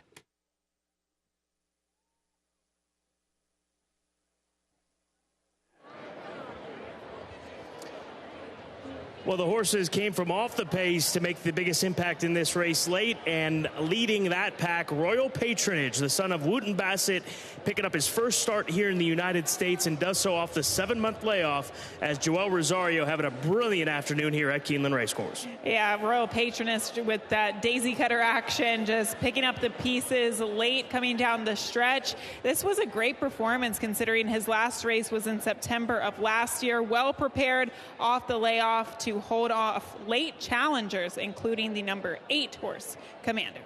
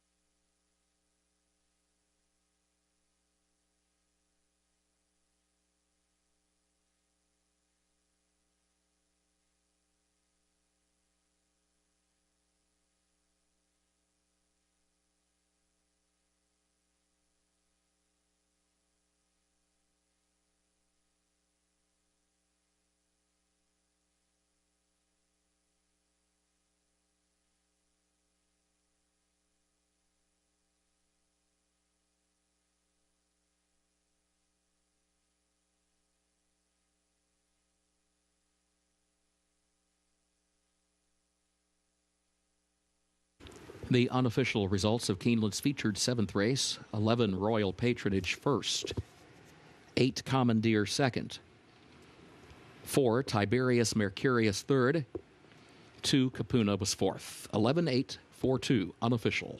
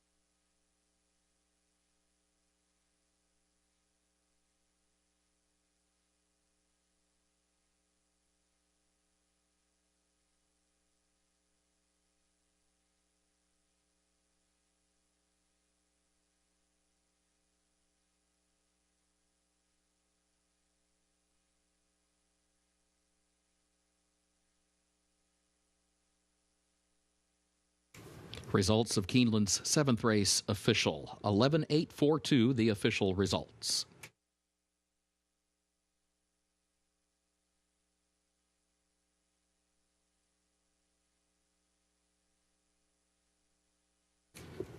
In the winner's circle for Keeneland's featured 7th race, the Ballyrankin, the official winner, number 11, Royal Patronage, owned by Highclere Thoroughbred Racing LLC of Harry Herbert, trained by Graham Motion. 3 wins today for jockey Joel Rosario.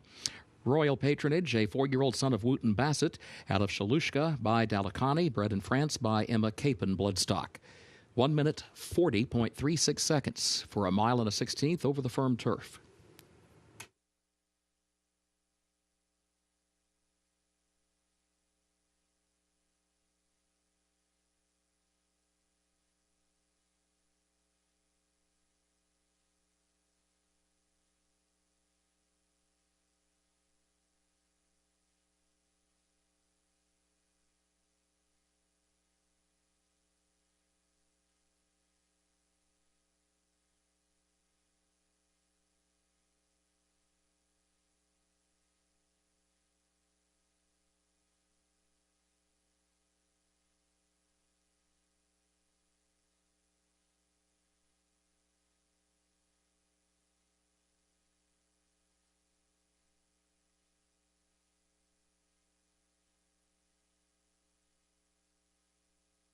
In the winner's circle, the Ballyrankin Trophy presentation to the connections of Royal Patronage.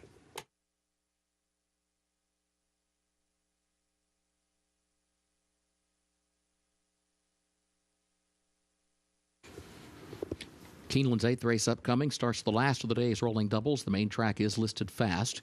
Scratch 3, Coastal Defense. Scratch 8, Curbstone. Again, scratch 3, Coastal Defense, and scratch 8, Curbstone.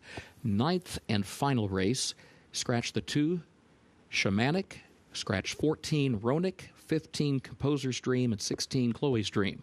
That's the 9th and final race. Scratch the 2, Shamanic. Also scratch the 14, Ronick, 15, Composer's Dream, and 16, Chloe's Dream. A reminder, 13, Quality Art will run. 13, Quality Art draws into the race.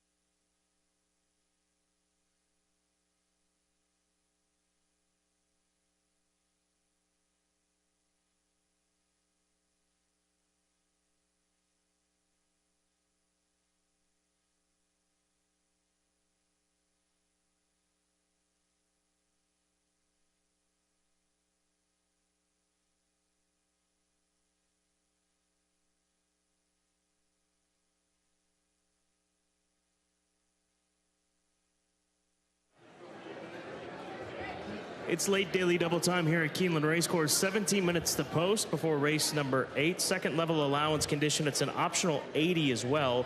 And 4 to 5 on Vittorio for Kaleem Shaw and Bill Mott.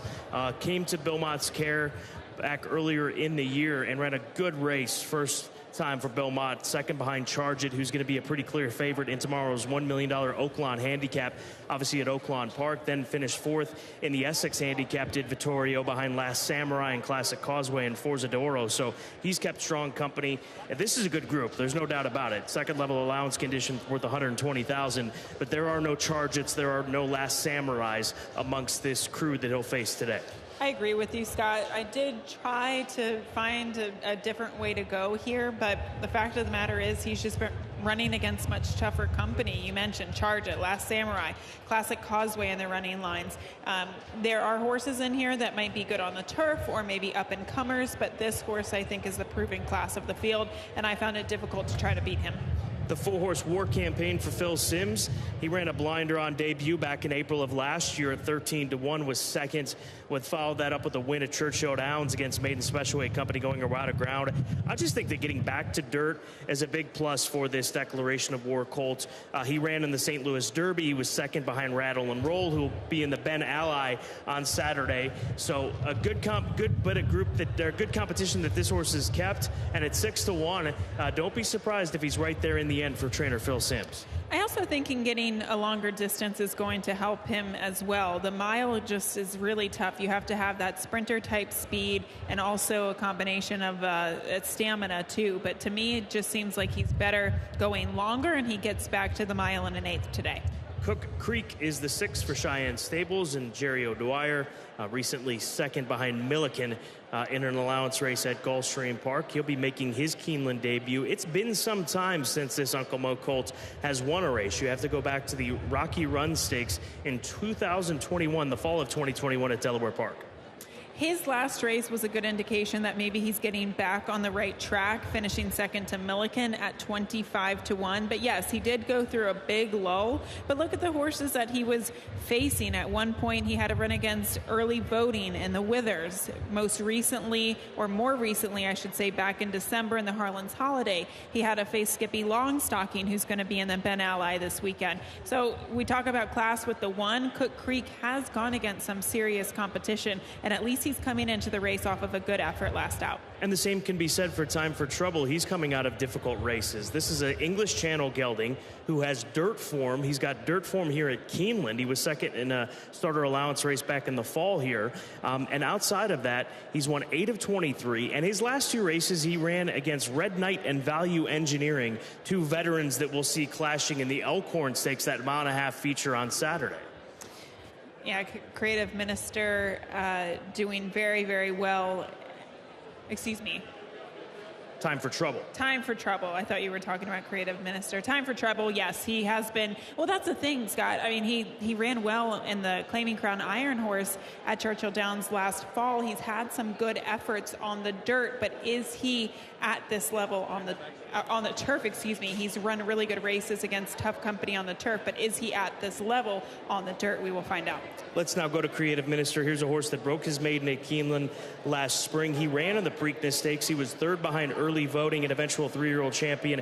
Epicenter, he competed in the Belmont Stakes. It's been a bit of a mixed bag since then, but certainly you've got to respect this horse, who was recently 4th behind his stablemate Smile Happy in an allowance race at Oaklawn Park in the slot. And Smile Happy was so impressive on that particular day. To me, Creative Minister is just so hot and cold. I can never get a good gauge on him, but this is one of those horses, and he's 3-1, so you're not really going to get a big price, but I feel like he flies under the radar, and his next win is going to be when he pays a lot of money and, kicks you out of the pick 5 or pick 6. More look at this race. I know we both like the one, but there are some angles on some class horses in this race. A good group that'll be going a mile and an eighth here on the main track at Keeneland Racecourse. They will start at that first wire and run to the second wire to complete the mile and an eighth circuit on the fast main track today. Let's call it the co-feature today at Keeneland. It's race 8.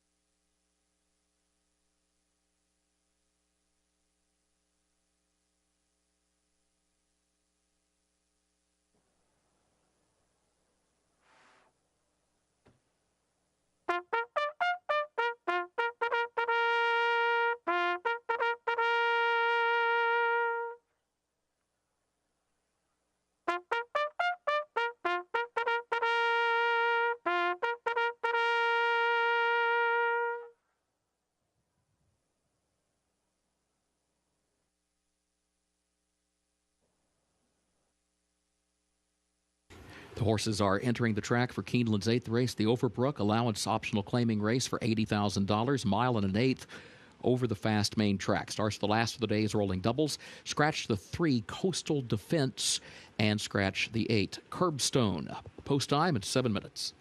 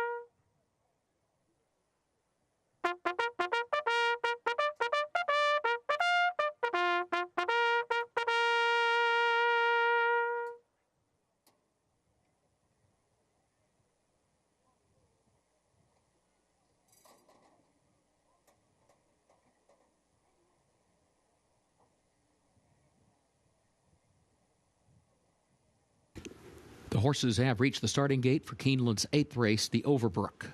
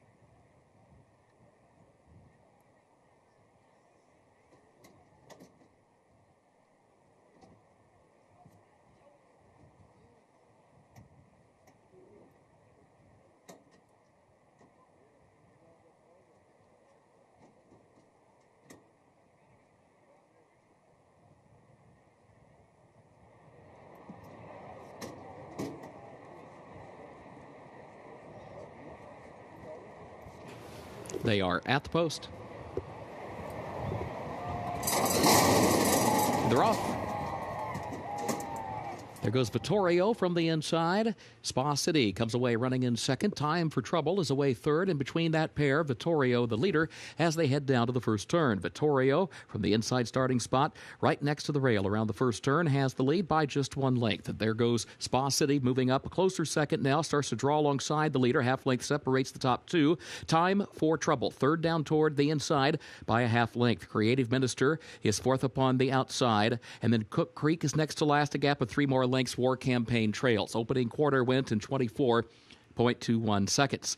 Vittorio, the leader, up the backstretch. Vittorio leads it by a half length. Spa City is in the second position by a length. Time for Trouble, third a half length, joined by Creative Minister to the outside at the midpoint of the backstretch. Cook Creek next to last, and War Campaign at the back in the sixth position, right there with the rest. Opening half mile, 48.74 seconds. Over to the far turn they go. Spa City again draws alongside of Vittorio, who still leads it, though, by a half length.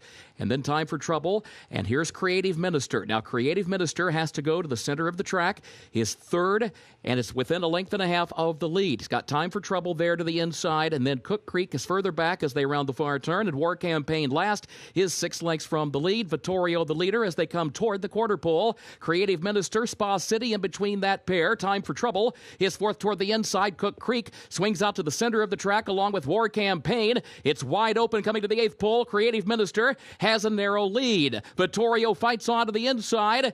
And then Spa City in between that pair. Time for Trouble looks for running room at the 16th pole, but still fourth. Cook Creek is fifth. Creative Minister has a narrow lead. Time for Trouble. Cook Creek on the outside. It'll be close. Head bobbing photo for the win. 1:49.89 seconds.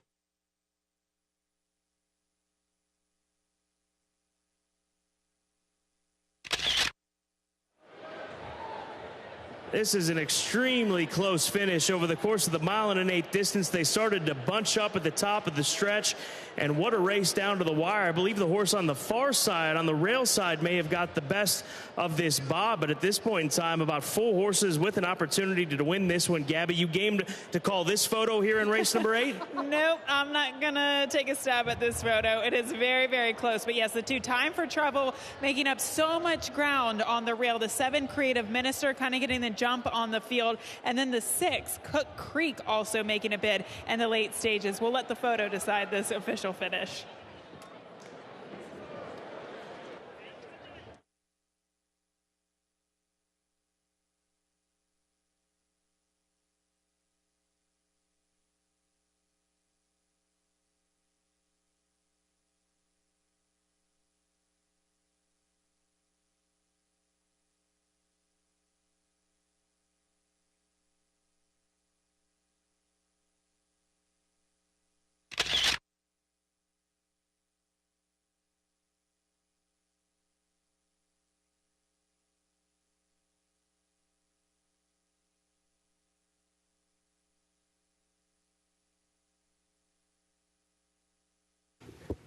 Unofficial results of Keeneland's 8th, 2 Time for Trouble first, 7 Creative Minister second, 6 Cook Creek third, and 5 Spa City fourth. 2765 unofficial.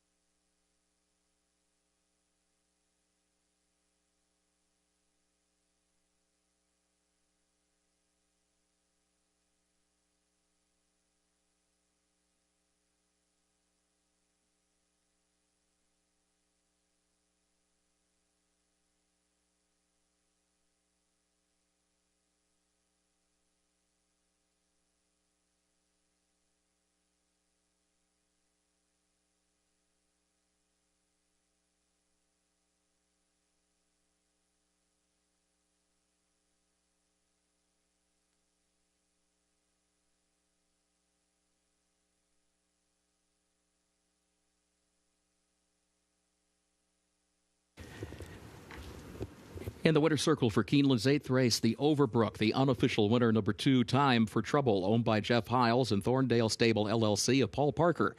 Jeff Hiles, the trainer, Joe Talamo, the jockey. Time for Trouble, 6-year-old gelded son of English Channel out of Starstruck by Galileo, bred in Kentucky by Calumet Farm.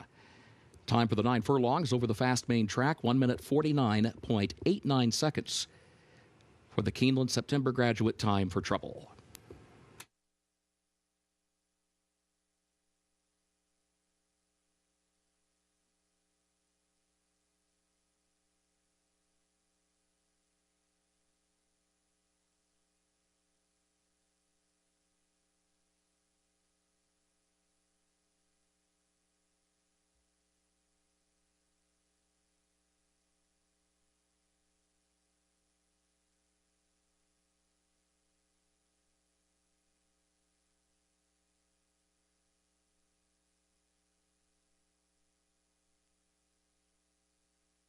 In the winner's circle, the Overbrook Trophy presentation to the connections of Time for Trouble, who is now the official winner.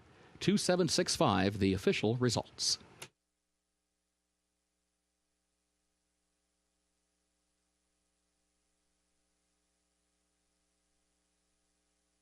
Keeneland's 9th and final race upcoming. No carryover for the Toyota Super High 5. Scratch the 2 Shamanic, also scratch 14 Ronick, 15 Composer's Dream, and 16 Chloe's Dream.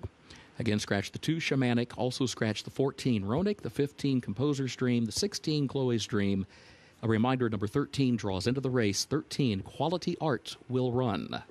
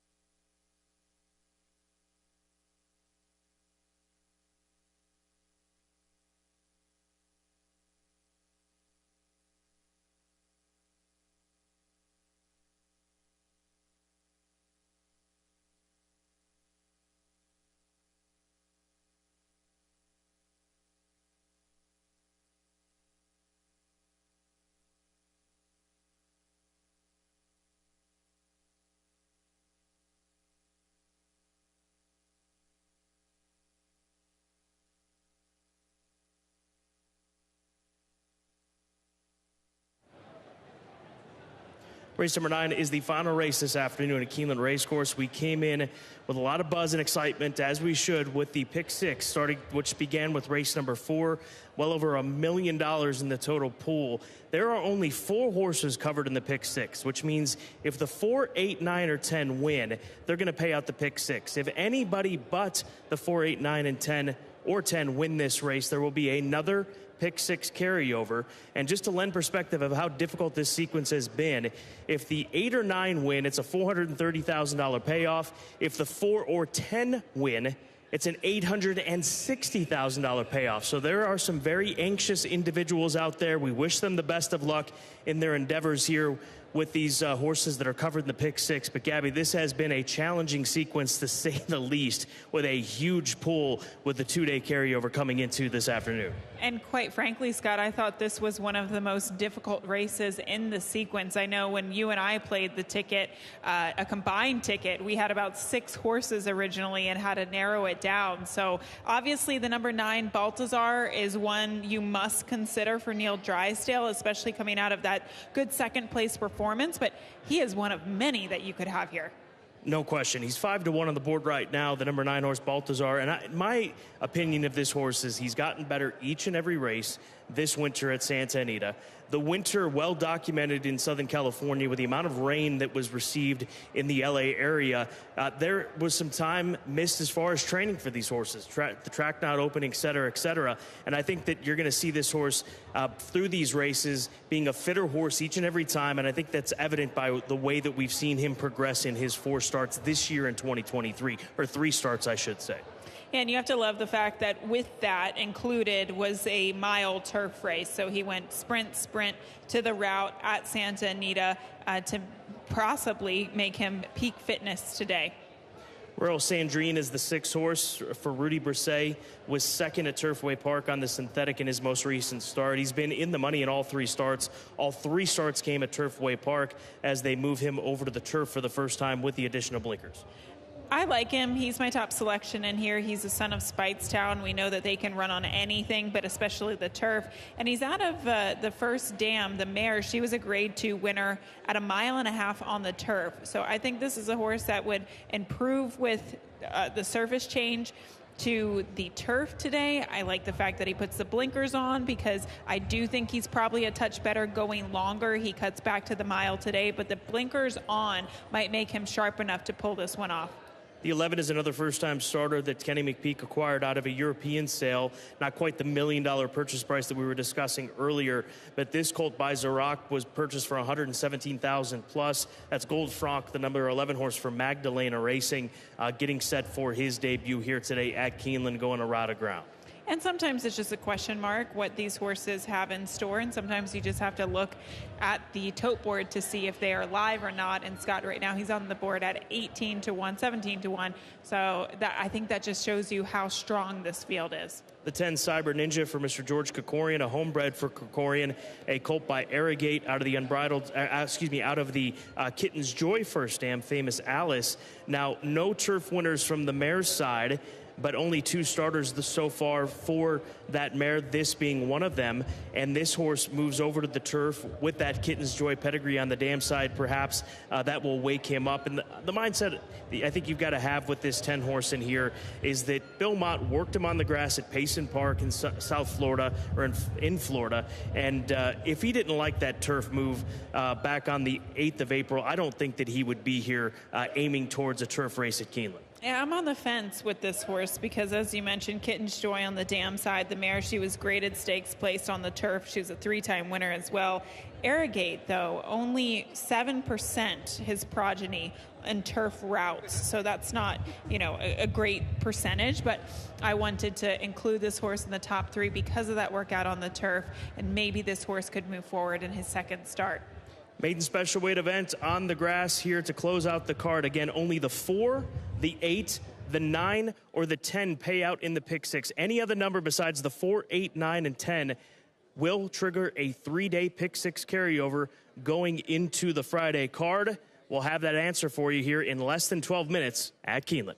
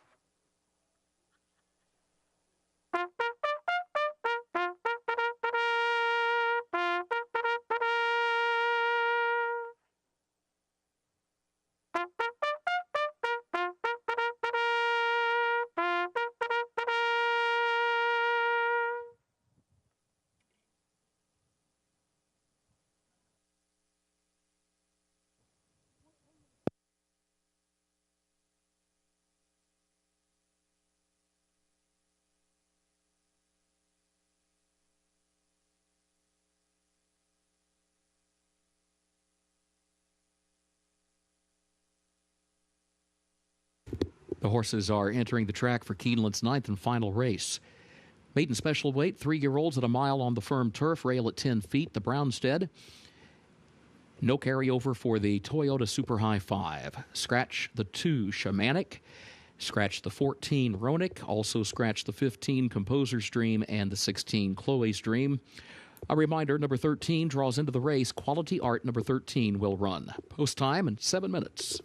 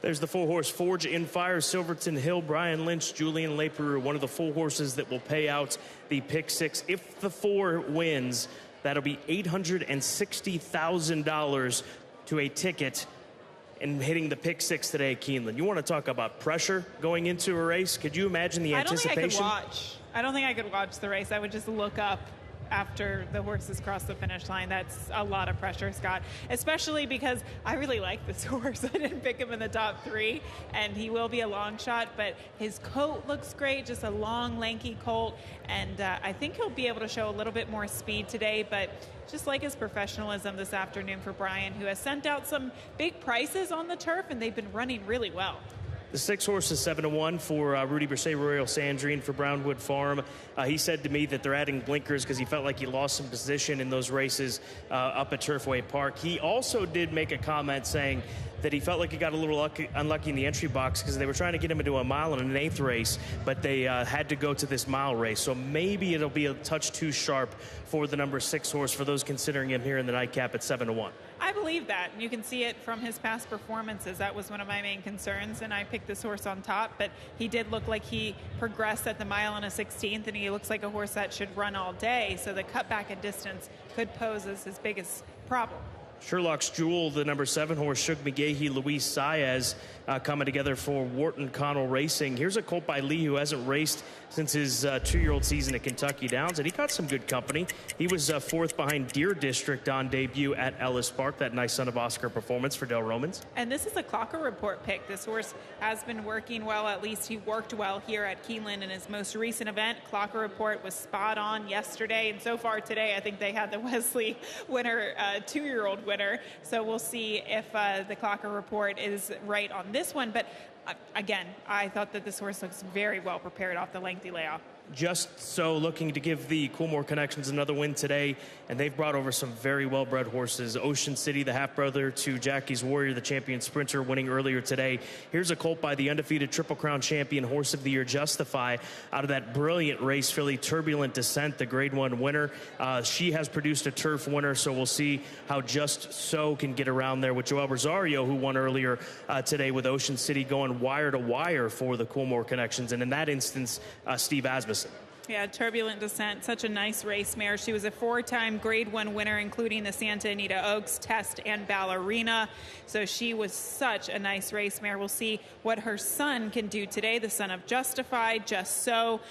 He definitely looks like he'll benefit from the surface change, and it clearly looks like Chad Brown wanted to try to get him on the turf in his debut. Mother Nature had other plans, but this horse has been a little bit feisty on the track. Watching him through the post parade, now on the track right now, I don't necessarily think that's bad. I think it's good energy, not necessarily nervous energy, Scott. This group is just about set to cross over to the turf course. 3-year-olds on the turf course to wrap up the Thursday card.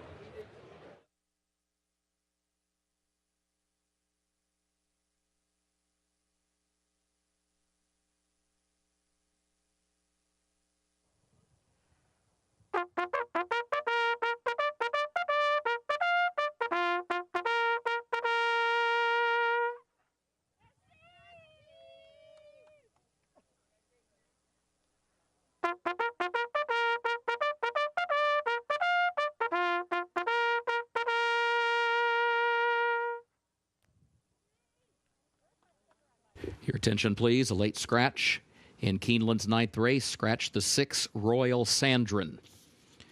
Late scratch in Keeneland's 9th race. Scratch the 6 Royal Sandrin. Scratched by the stewards on the advice of the veterinarian.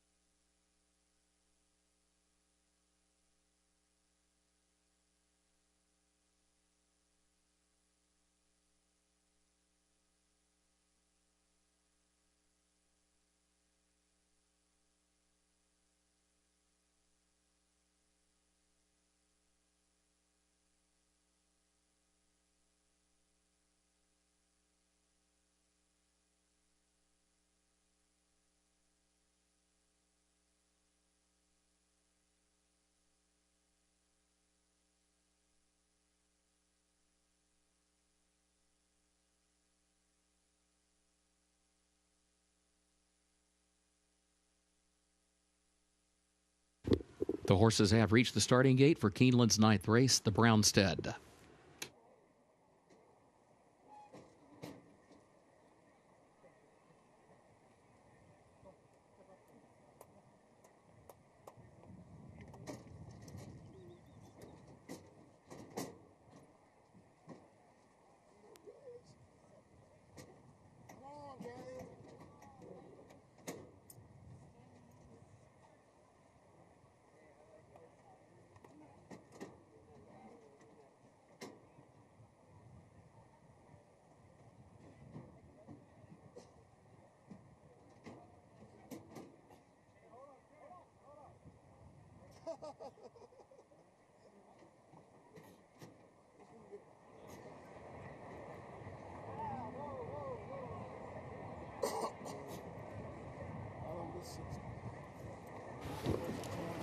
They are at the post.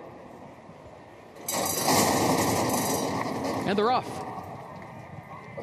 There's Sig from the inside and Sherlock's Jewel from between horses. Sherlock's Jewel up for the lead. Just So comes away forwardly placed in the third position. Baltazar is in fourth. Gold Frank is a wide fifth. Forge and Fire sixth down toward the inside. Then Anchorman, who travels in seventh, moves up several spots against the rail. St. Neots further back is between horses. A lane off the rail in eighth. Gold Frank is now shuffled back to ninth on the outside of that one. Cyber Ninja 10th back toward the inside. Joint Venture is 11th and Quality Art is last of the 12. Opening quarter 23.82 seconds. Up the backstretch they go, and it is Sig the leader. Sig leads it by 3/4 of a length. Sherlock's Jewel second up on the outside. Anchorman is third by just ahead. Baltazar fourth on the outside, just over 2 lengths off the lead. Just So is fifth back toward the inside. Gold Frank is sixth alongside of that one. St. Neots comes next, 7 lengths off the lead. Forge and Fire to the inside of that one, hugs the rail to the far turn. Joint Venture, Cyber Ninja, Quality Art at the back. 49.72 seconds, the time for the first half mile. Sig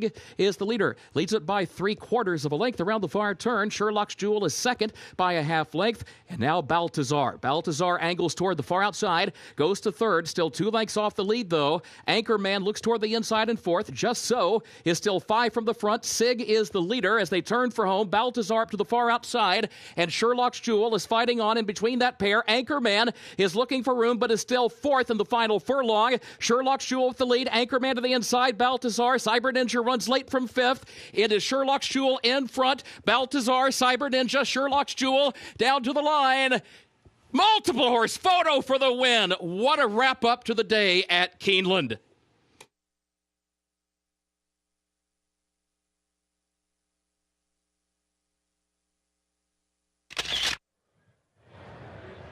Only fitting that we have a finish like this on an afternoon of racing like we've had today here at Keeneland. The number 7 horse, Sherlock's Jewel, it looked like he had done enough at this stage of the game, Gabby, to pull off the win. He's in front by about a length, but here they come to his outside and still a few lengths out of it, making it close on the wire, as tight as it can be to the finish line. I do believe that was the 9 in between horses there that got closest to him in the shadow of the wire. Yeah, we'll take another look at this.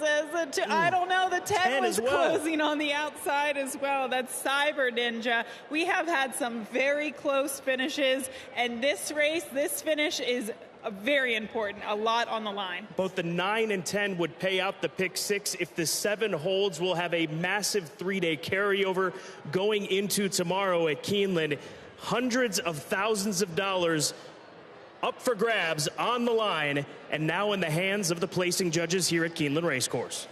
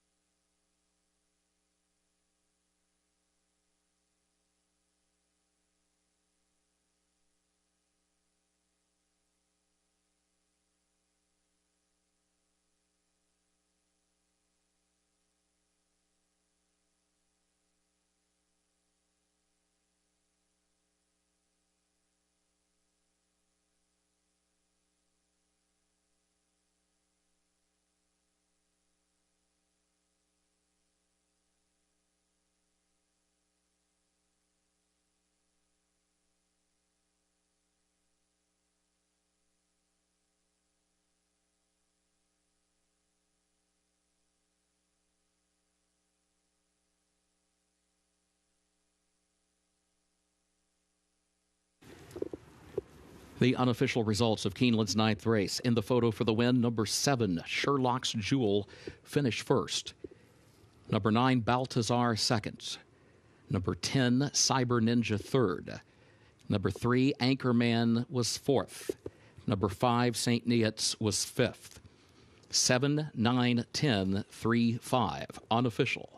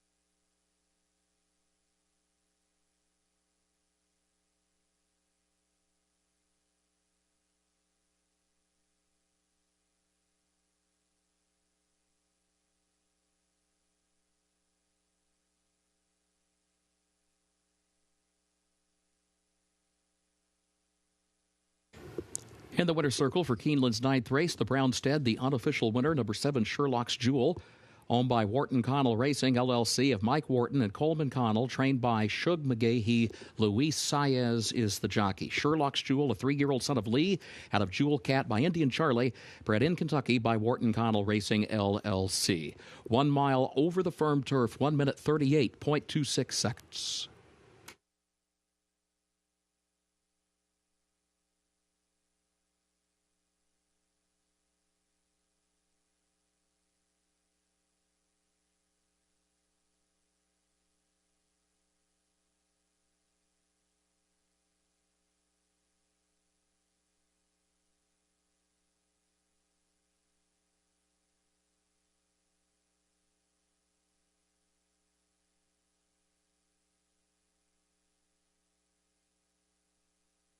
Results of race 9, official.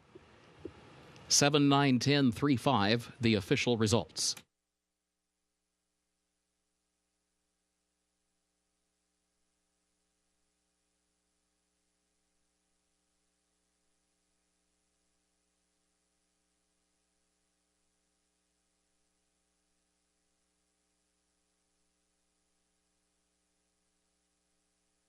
In the winner's circle, the Brownstead Trophy presentation to the connections of Sherlock's Jewel.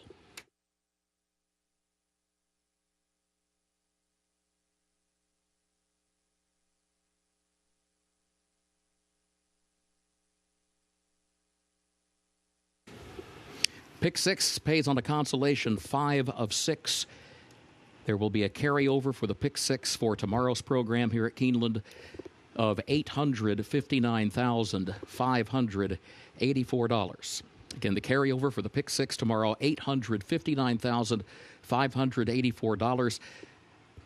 Late Pick 5 pays on 5 of 5 with a consolation 4 of 5. No carryover for the Toyota Super High 5. A reminder, the second floor grandstand, including the sports bar and the mezzanine bar, will remain open for another 30 minutes. You may advance wager any races occurring after that time. Post time tomorrow, 1 p.m. Eastern. For now, on behalf of Keeneland, thank you and good evening.